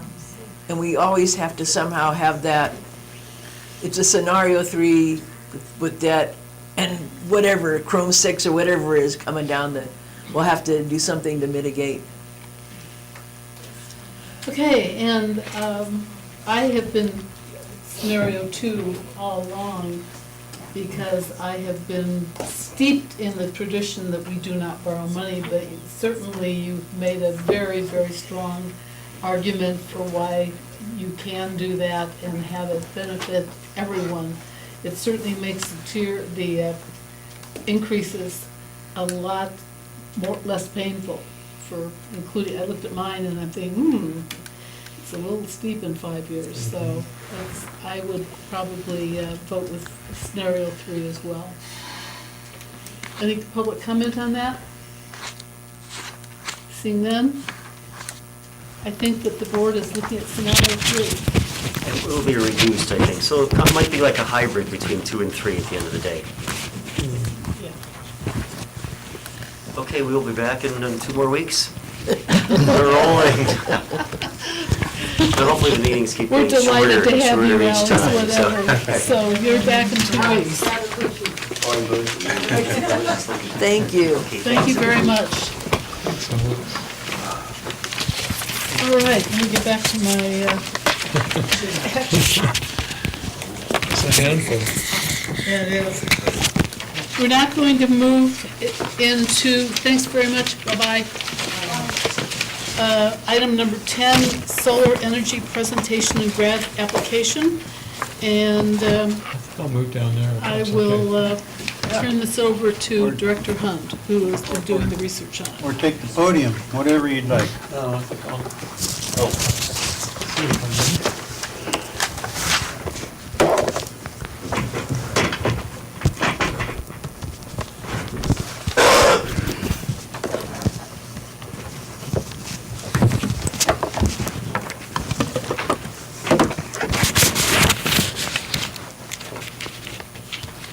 Great, so over the past few months, I've been looking into the prospect of renewable energy for our district as a way to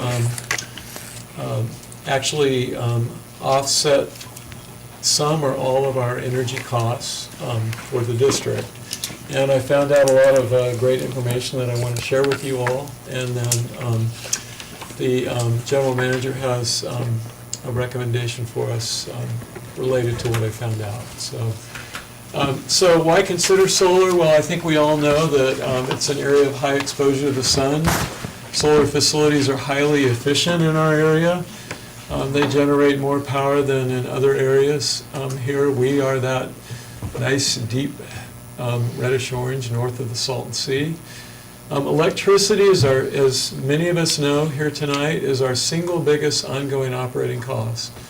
Thanks to Susan and staff pulling information for me, I found out that we used 2,456,532 kilowatt hours in 2016 at a cost of $378,960. It's our single biggest operating expense. The cost of renewables has been steadily dropping, and it's not only competitive with fossil fuels, it's actually sometimes cheaper than fossil fuels now. It could result in a substantial savings to the district.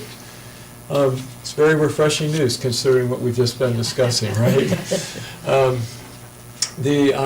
At a time when costs are rising, I looked at Southern California Edison's rates, and I didn't provide a chart tonight, but they are scheduled to rise pretty systematically over the next number of years. So a solar facility, the type of renewables that I'm talking about, would result in rate stabilization. It would fix our costs at the time of construction, and Southern California Edison rates will continue to rise. Substantial savings to our customers over the life of the project.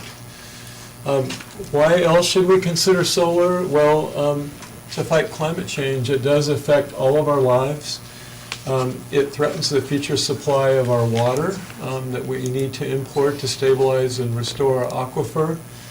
It also means warmer temperatures in the desert, which could lead to more water consumption. And I just wanted to pause for a moment and give you some stats from CalAdapt. And CalAdapt, if you go to the website, their website, they use 4 different climate models, and it's they're from the research is done by the Scripps Institution of Oceanography at the University of California, San Diego, University of Colorado Boulder, and the Geospatial Innovation Facility at UC Berkeley, which I'll give a shout out for since my daughter's there at graduate school. So these are very renowned scientific institutions. Our average annual temperature in Joshua Tree between 1960 and 1970, Nikki remembers those days when it was actually fairly cool here, 73.6 degrees. The projection for the decade of 2020 to 2030 is 76.9 degrees, 3.3 degrees warmer. And then in 2040, 77.9 degrees. So it's going to get hotter. Also meeting California's renewable energy goals. You can see the 3 bills that were passed, including the most recent one, Senate Bill 350. We have, it is in law now that California will be producing 50% of its energy from renewables in 2030. Now, my understanding is, and I didn't have time to do all the research, is that that might put us in an advantageous position to be contributing to that, because sometimes grant funding, you'll get points if you're, into renewables as a special district. It can help you be competitive in getting grants. That was pointed out by Kirby Brill at the Mojave Water Agency when they put in a charging station for electric vehicles. He said that would make them more competitive for certain grants. So energy requirements, the district would need to generate approximately 1.5 megawatts of energy per year to offset its energy use. Actually, it's like 1.45. We might go 1.6 in anticipation of needing more energy in the future, but that would get us pretty close to being completely energy independent. A ground-mounted system of photovoltaic solar panels is envisioned, and possibly panels on shade structures like around the parking lot, and especially the shop yard where we have folks that are out there working sometimes in the hot sun, and we also have materials that degrade in the sun. So we could put some ramadas up. Now, ramadas cost more per watt. Mounting photovoltaic cells on panels on ramadas. Obviously, the ramadas are more expensive than a ground-mounted structure. Might cost you like $1 more per watt, but it might be something that would be worth it when we consider all the needs of the district. So, size and cost of a solar facility. A 1 megawatt facility requires 4.5 to 5 acres, a relatively small amount of land. So we would need about 7.5 acres to generate all of our electricity, or to offset all of our electric costs. Construction costs vary, but they could be about 3 to 3.5 million per megawatt. However, I just spoke with the Eastern Municipal Water District, who put in, actually I found out when I spoke to the gentleman on Monday, 5.5 megawatts just over the hill from Palm Springs in the Lake Paris area. They've installed 5.5 megawatts and costs them about $2.84 per watt, or 2.85 million per megawatt.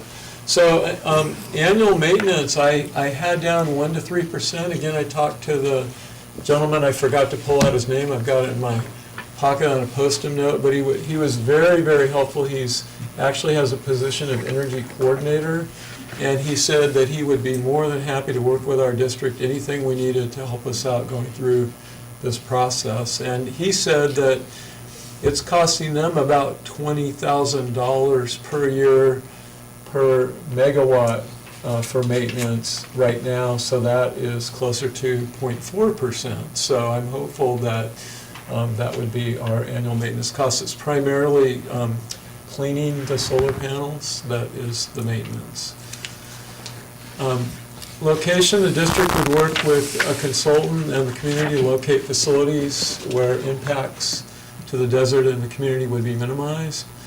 This facility would directly benefit the community. It's different than something like is it First Solar? First Solar, Yeah, First Solar, NextEra. The energy generated would be used to reduce the cost of electricity used to obtain and deliver water to the community. So any panels we put in would be for the community. It's really would be a community facility. So the good news, the best news on this in terms of cost is feasibility and scoping grants for up to $20,000 are available from the California Energy Commission Energy Partnership Program. And I read the details today, which I've got right here if people are interested in a longer version of this. But basically, the $20,000 usually does it, but if you're planning grant, if you needed more, then you could, cost share, but the first $20,000 would be made available at no cost. And then even better is that 1% loans are available to special districts from the California Energy Efficiency Financing Program. And so that is free money over the long term. Yeah. And they have $6 to $7 million available per year to loan to special districts. Loan payments are based on your monthly energy savings, minimizing costs during the payback period. So it appears to be fairly revenue neutral while you're paying back your loan, and then once you've paid for the facility, then your only cost is the maintenance cost. All the rest is cost savings to the district. So just to give you some case studies, I felt that it would be important to go out and look what other water districts have done. Here's two of them. Eastern Municipal, 5 megawatt, actually 5.5. Estimated annual cost savings of $1.7 million per year. Estimated 20-year cumulative savings of $37.7 million. Now, their program took advantage of the California Solar Initiative incentives. They got $6.1 million from that, and that may not be available. I was still researching that out prior to this presentation. However, there would still be substantial cost savings even without CSI incentives. The Indian Wells Valley Water District, 2 megawatt project, similar in size to what we would be contemplating. Expected savings of $9.8 million over the life of the project. Now again, that's why we would want to do a feasibility and scoping grant to find out if this would really be a good thing for the district. But conservatively, I think that we could save somewhere in the neighborhood of $200,000 a year over the life of the project. They cost it out over 20 years, but these solar facilities, some of the older panels are still going at 25, 30 years out. They do lose a little bit of efficiency over time, but that was factored into these estimates. So in summary, rate stabilization and potentially substantial savings to the district, reduction in greenhouse gases. All the district's energy needs could be met in a relatively small solar facility footprint. Planning and construction is supported by the California Energy Commission. Questions? Excellent report. Okay. Director Roberts. Yeah, I was really excited to see this in the packet.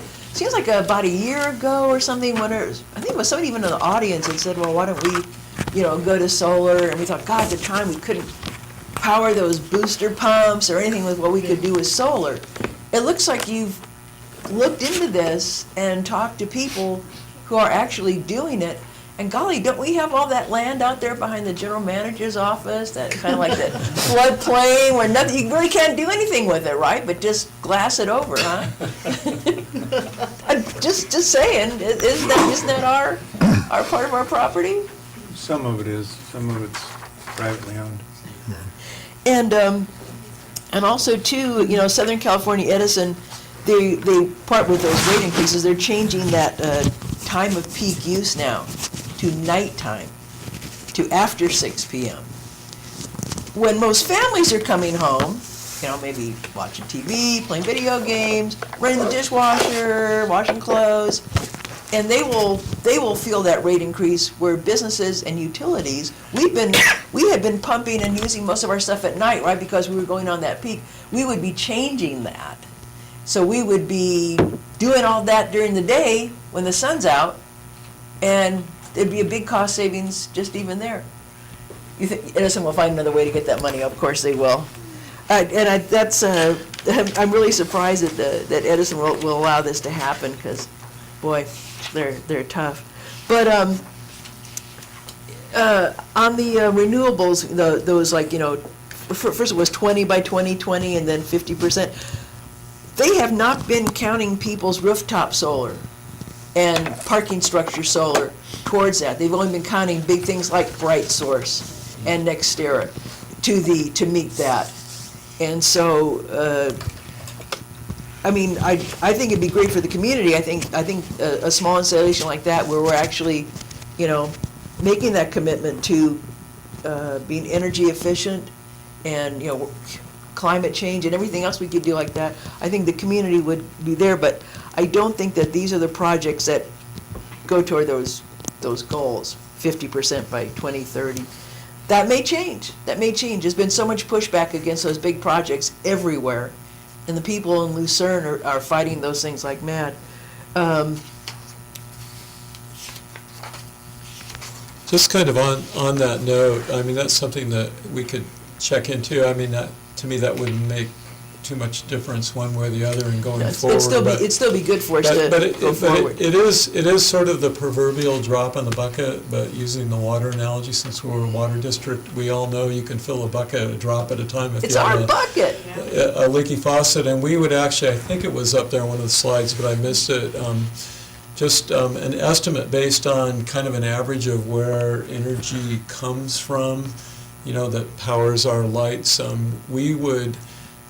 would result in a reduction of about 3 million pounds per year of carbon dioxide going into the atmosphere, just our small facilities. So it would be a nice little bite at the apple. Yeah, I like it. I like it. Thank you.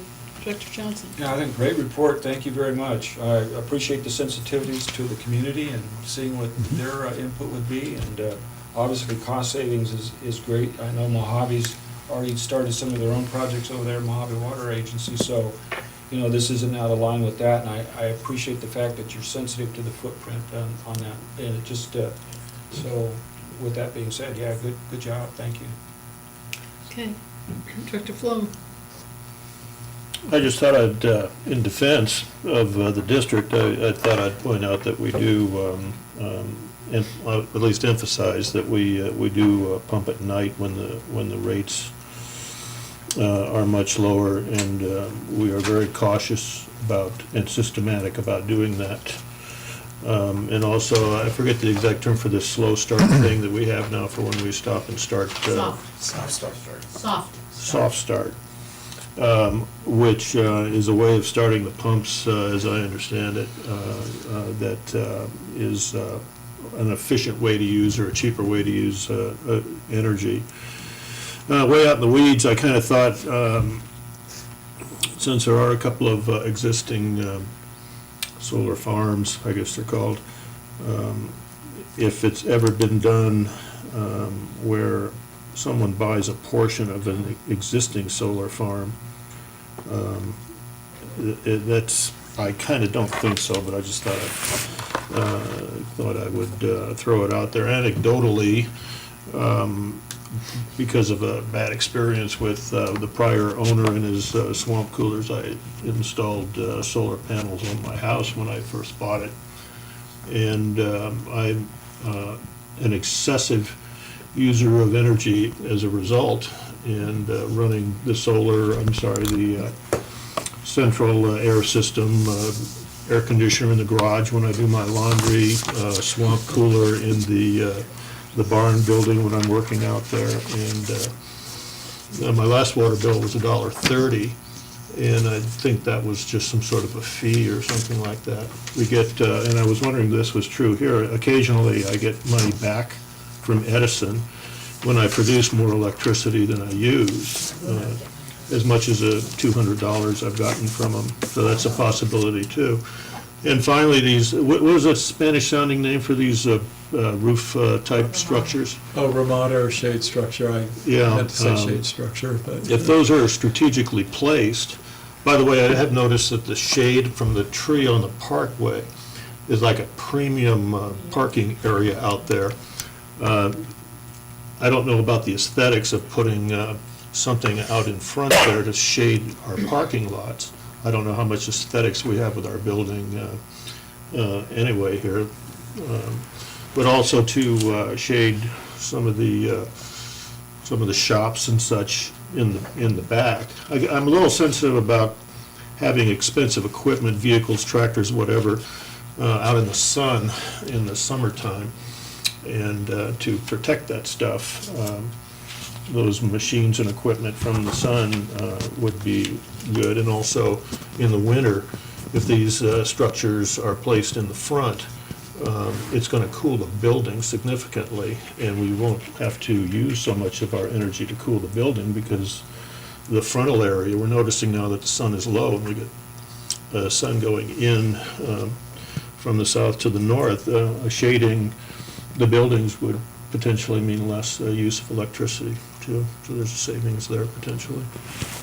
So if you want to get a good idea, and I think some of you already know that, but if you drive by any of our elementary or middle schools in the community, they have the Ramadas up with the panels on, and all the schools are doing it, and a big reason why is they get a 0% loan from the same folks, and also some other financial incentives. But that'll give you an idea what the shade structures would be like if we chose to go forward and did a combination of ground mount and shade structures.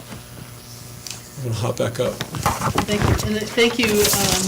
It's very, very exciting. We had looked at it before, and we were looking at it to actually run things, and it was never feasible, particularly with the pumps. So the idea of being able to sell it to Edison and take care of our bill is very exciting, since that is a huge cost for us. So thank you very much. So I think that, do we have a motion to direct staff to apply for a scoping and feasibility grant? Public comment, please. Oh, you know, I got through the entire meeting until now. Thank you very much, Al.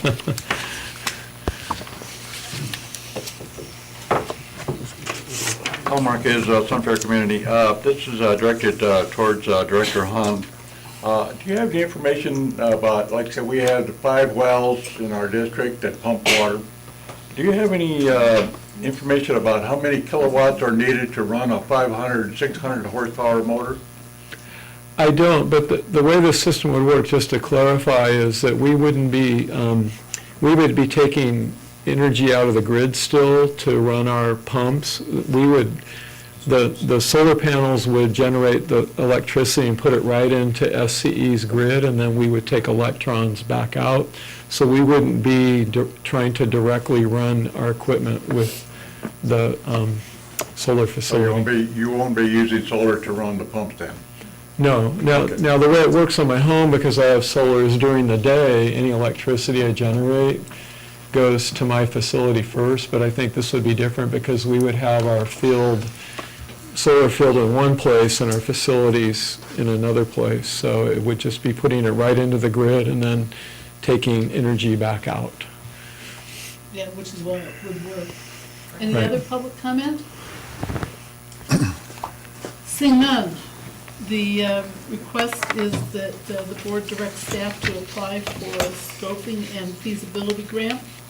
And do I have a motion for that?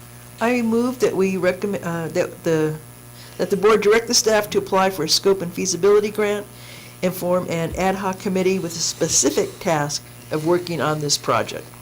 Do I have a second? I second. All We in favor? second. All in favor? We'll do a roll call because it's Director Flum.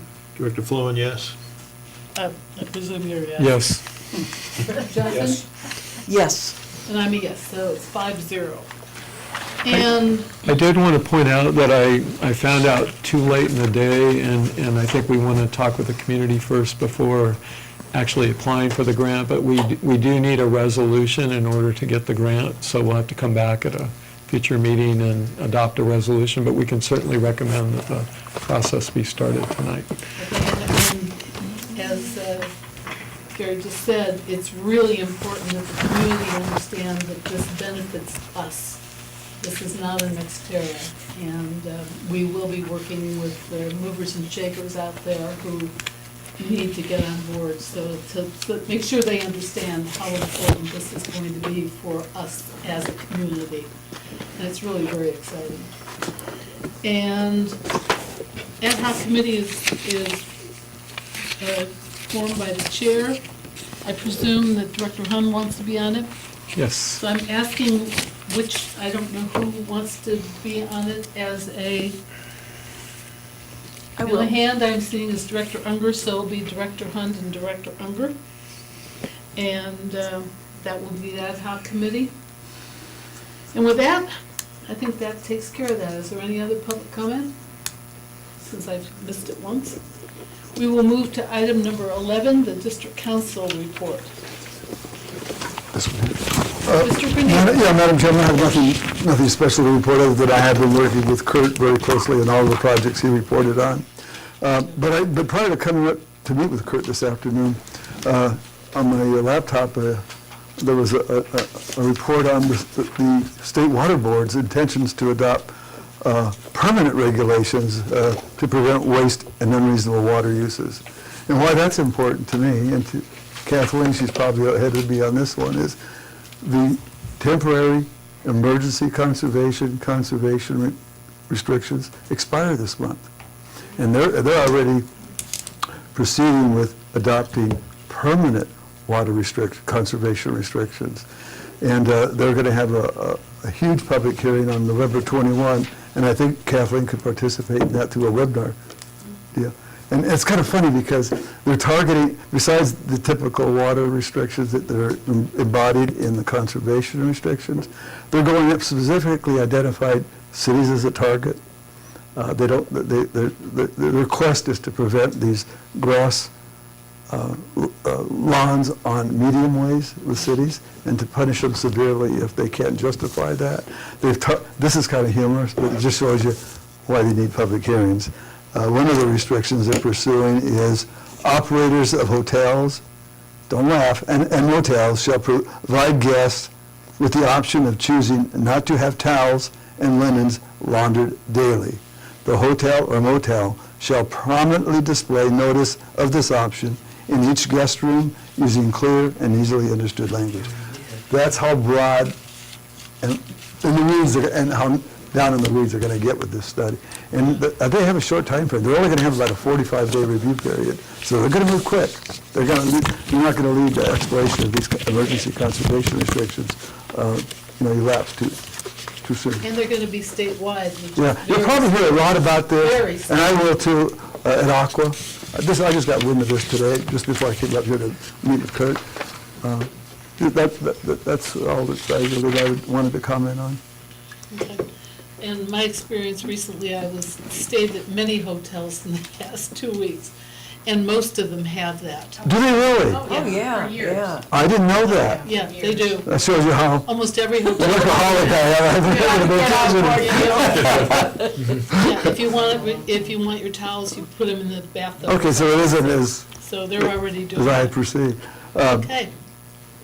Thank you, Gil. All right, we will move on to the general manager's report. So I didn't prepare anything, I'm just gonna talk off the top of my head. So the air conditioning project is almost completely done, we still have to insulate the attic. We have, and the remodel, which you all approved some, I don't know, 9 months ago or something like that. We waited until we did the air conditioning, and the remodel's a go. We're gonna use a contractor, a local contractor. The bid came in at $1,000 over the 55,000, but with 10% contingency, it still works. And we added a few things into the bid, which are basically building maintenance, such as painting the hallway and and patching the holes in the kitchen as well, and a couple of miscellaneous things like that. Everybody is so busy that this contractor won't start until February, and he thinks that he can get it done in 4 weeks. And so sometime in February, or that general time frame, we'll probably be having a board meeting over at the Helen Gray Center or some other location, because staff will have to be moved into here. And we've also installed the new parcel filing system, which has created at least the perception of a whole lot of more room in the back warren, cat-rabbit warren. So that'll be improved when we go further with the remodel. Well 14. Well 14 is an interesting little animal. So we allowed well 14 to sit for 2-3 weeks, and then you all approved the Best Incorporated to come in and do a dynamic well profile. While that was going on, we took a bunch of samples and sent them to Mike Schneiders in Kansas. We also sent them to clinical lab to analyze not only total coliform and HPCs, but a whole suite of things that the microbiologists and hydrogeologists want to look at. During that time frame, we noted that over a period of 3 days, September 20th through the 22nd, there were some 10 levels. 10 samples. 10 levels taken from the well twice, going from the bottom up and then the top down. About 20 samples. There was no total coliform in those 20 samples. However, they were analyzed in Kansas, and though they don't meet the standards for testing within 18 to now 24 hours, there's a new standard that the state established. So in the last 2 weeks, we've run the pump 8 successive days and taken about 8 samples on each day. And the total coliform count has been less than 1, which means it's absent. However, we have some concerns about how the well has been pumped in the past. So just today, Mr. Mays took the initiative to draft a letter to the State Division of Drinking Water and arranging already a meeting on November 17th to talk to them about the feasibility of putting the well back online, and if total coliform shows up again, immediately taking it offline without any penalty to the district and without having to issue a boil order. In the meantime, we are also, with Randy's initiative, pursuing a 4-log treatment methodology. So that would include adding some 700 feet of 20-inch pipe on site at well 14, so that there's additional detention time and a chlorination process. We went to Big Bear and looked at their 4-log system that the state actually recommended to them, or maybe I have that different. The state recommended that to them. They have 4 slant wells, which are horizontal wells that go into the mountain, right underneath the ski area. And they started getting intermittent total coliform pops, one every couple of months, one every 3 months. So they implemented this 4-log with additional piping and recased the wells that are put in the 1930s and 1940s. And they have had no problems in the last year with this process. So we are working with DUDEC and developing the specifications that would be sent to the Division of Drinking Water to approve this. So we intend to go to the Division of Drinking Water and see if they will agree to putting the well back online, with the understanding that it's provisional in case there's another total coliform pop at any time during the first 4 weeks. If they don't approve that, we intend to contract with a company to pump the well at 500 GPM or greater for a period of time, again in 20-foot sections. And if that works, put it back online. If that doesn't work, proceed to install the 4-log. The pumping, really rough estimates right now, someplace around $100,000. And if we have to go 4-log, contracted would be someplace around $220,000. And the pumping and distribution staff are very clear that they can do it, and they can do it less expensively. Of course, that will mean that they will be routed away from other work, but it could be done in 2 weeks to 4 weeks. So we're continuing to talk to well 14, and we'll see where we go with that. Also, in line, In January, we'll be doing 4 more tank inspections, as we've done in the past 2 years. We're getting our RFP prepared to go out for tank rehabilitation on 2 different tanks. I do not intend to do 2 tanks until we get well 14 back online, but the purpose of that is to get an accurate estimate. And yesterday I met with the 29 Palms Band of Mission Indians chair and his associates, not the full board by any means, and spoke to our concerns about the BIA request for trust lands on this 94 acres next to the well 14. And they're proceeding with their request, but they understand our concerns. They've responded to the letter that we wrote to the Bureau of Indian Affairs.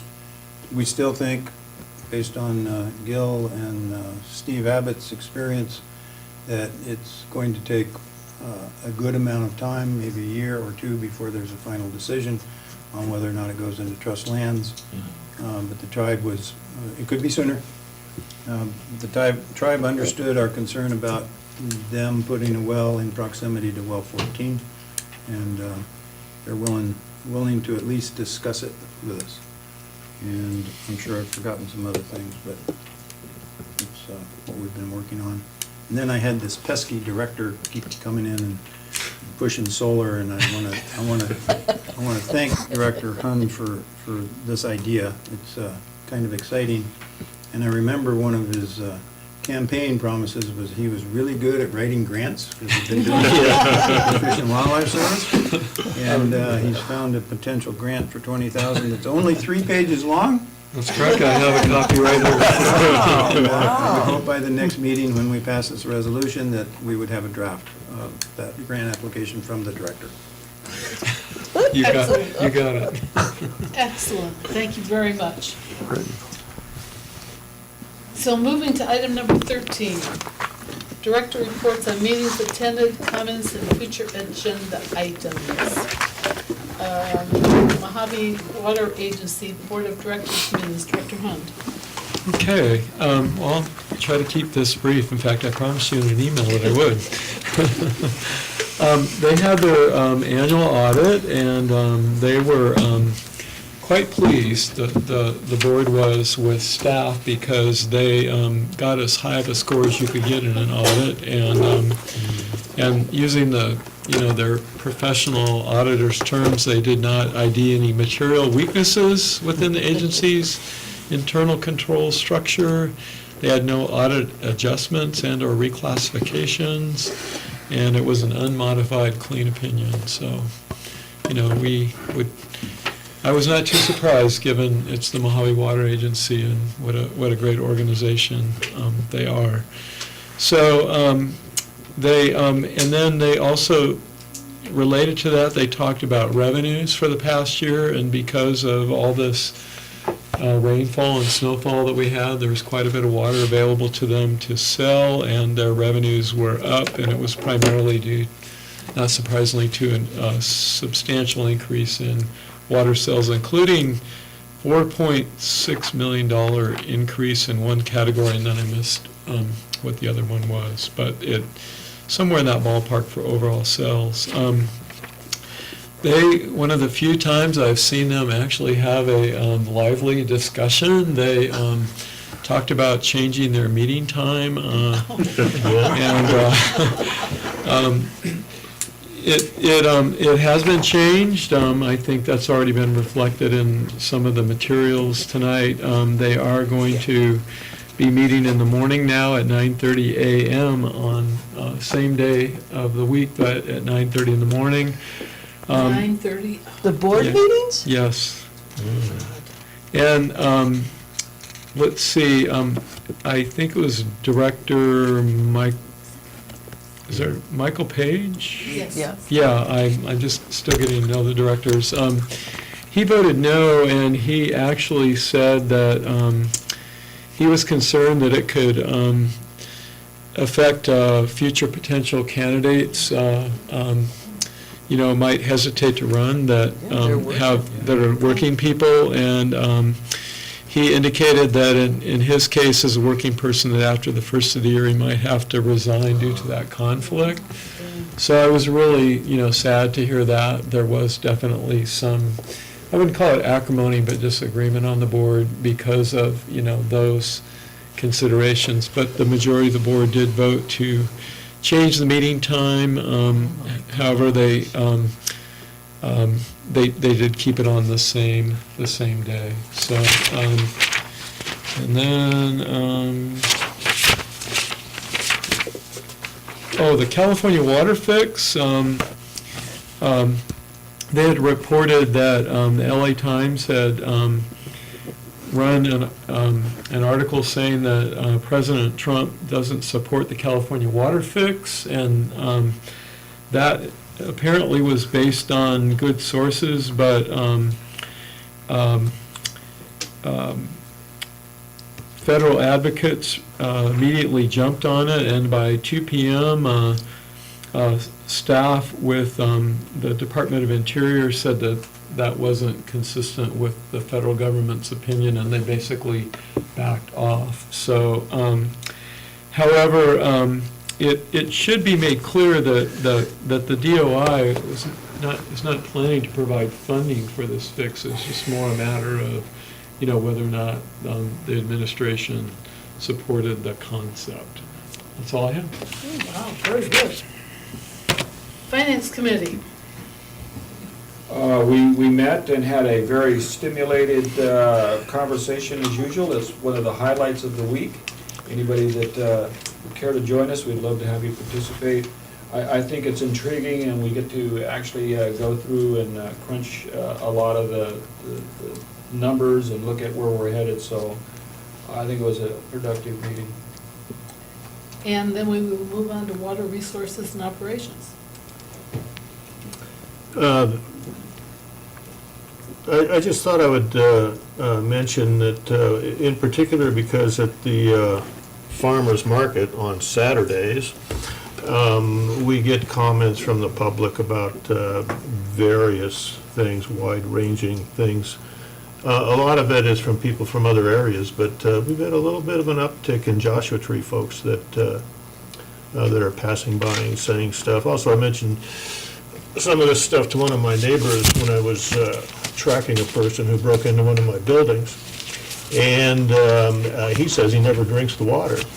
And so what I just, in the context of Well 14, I mentioned at the Water Resources and Operations Committee meeting that the staff, in my opinion, is just leaving no stone unturned in trying to resolve these issues as quickly as possible. This Well 14, I learned at the meeting, is the biggest producing well in this whole Morongo Basin. Am I right on that? That's cool.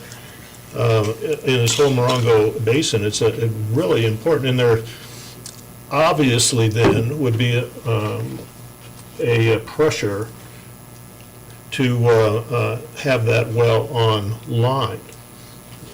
But we are very nicely resisting that pressure, and we're leaving, as I said, no stone unturned in trying to make that well completely safe, and so that we'll be able to defend the quality of the water. I'm noticing in my mission statement that's a big deal with anyone who wants to argue that it's not safe to drink or that the water's bad or any of that, which I have been doing, because this has been going on, as Al would say, for a long time. But all through that, the general manager and the staff has, to me, demonstrated logical, progressive, far-reaching ways to resolve the problem. So in the meantime, drink the water. That's my message. Thank you. Very good. Thank you, Tom. And last but not least, the public outreach consultant, Kathleen Radnich. Thank you for remembering. I have just a few brief announcements, but I did want to comment that based on what Director Flown said on drinking the water, it isn't just that situation. Our general manager is aware that way back when he came on, we had a local enterprise that was telling people you don't drink the water. I find out Airbnbs are leaving messages, don't drink the water. And it's all based on different things. And we had another one past week about the water is so alkaline, you don't want to drink the water. It goes on and on what people create in their mind as to why they don't want to drink the water until we do a boil order or the water stops and suddenly they want that water. So, we can take it with a grain of salt, we can deal with it too, but I think through education and the constant word that the water is safe, we give out CCRs many throughout the month at the market as support for what we are, what we have to offer as a very good product. We reassure them about the state laws on Safe Drinking Act water, the Safe Water Drinking Act. So we're continuously doing this on a one-on-one, and it takes time, but as people move into the area, wherever they're hearing it, sometimes they come with their own baggage from where they live, and they're just making that assumption for here. So I support what Director Floan is saying about drink the water. We're all trying to get the message out. It's safe. That being said, November, we are encouraging people to really think about their winterizing. We had a seminar in October.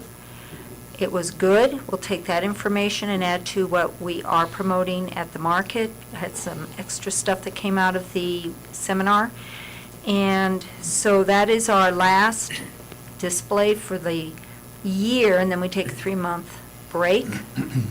No one wants ice water in the cold. Also, holidays and Thanksgiving. Friday, November 10th, Veterans Day, is the district office will be closed. And then Thanksgiving Thursday, November 23rd, and the Friday, the 24th, our office will be closed. Just letting you know, it is in the newsletter, but hearing is good too. So thank you very much. Thank you, Kim. Oh, and someone has a car outside that is not on solar. The lights have been on. It's a Kia Rio, and the lights are still on. We tried to figure out who it was in this huge group, so.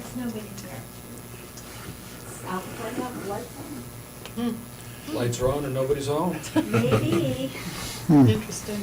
President Lockman, I didn't have a meeting that I went to, but I wanted to comment. I wanted to thank General Manager Kurt Sauer, and Randy, who's got a really long title, and the rest of the staff and everybody who worked. We got a letter from the State Department of Drinking Water, and we do not have to comply with Chrome 6. They were so proactive in coming up with a compliance plan that it's lifted a whole big onus from us. Thank you so much. It was really big. Thank you. Thank you. And I have a couple more comments, if you don't mind. I feel I recognized Randy in this meeting. I feel like I should recognize Susan as well.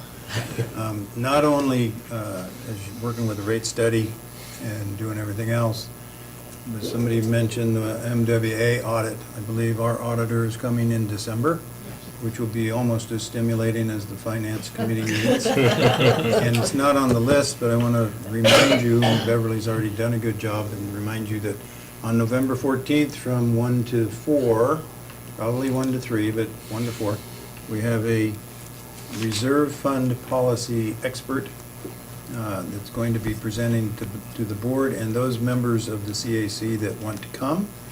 The CAC will be meeting that night with Alex, and then the next night the board will be meeting with Alex. So the public is also welcome to come to the reserve fund policy workshop, and it should be a lot of fun. Can hardly wait. Great. Director Johnson. I just say thanks again to the staff. Appreciate everybody, first responders out there, men and women. We've got a lot of stuff going on, and just want to say thanks to the men and women in uniform. Okay, I will move on to item, is there anything, I'll you can do it later. Future director meetings, Mojave Water Agency, Bev is telling me that the 3:30 time is accurate for tomorrow, and that's mine. ASBCSD is Mojave Water Agency in Hesperian. Is anybody interested in doing that? No, I'm thank thinking you. I may, because it's being sponsored by Mojave, I do tend to go to those. Finance Committee, November 20th, that's Vice President Johnson and Director Sloan. Oh, And- boy, oh, boy, oh, boy. Hmm? I just said, oh, boy, oh, boy, oh, boy. Water Resources and Operations is November 20th at 10 a.m. And that's President Luckman and Vice President Johnson. And then the Aqua meeting is November 27th to December 1st. I think I'm the only one, and then a couple staff people are going to that. I'm going. Oh, you're going to go, Becky? Yep. I think I'm going. Director Johnson? Oh, I thought you weren't. Okay. I'm not? Yes, you are. Oh, I am? Okay, well, I wasn't aware of that, so very good. Anything else for the good of the order before we say good night? If not, we have a motion for adjournment. Will we adjourn? Is there a second? Second. All in favor? Aye. We are adjourned. Thank you. Wow, it really helped starting the meeting.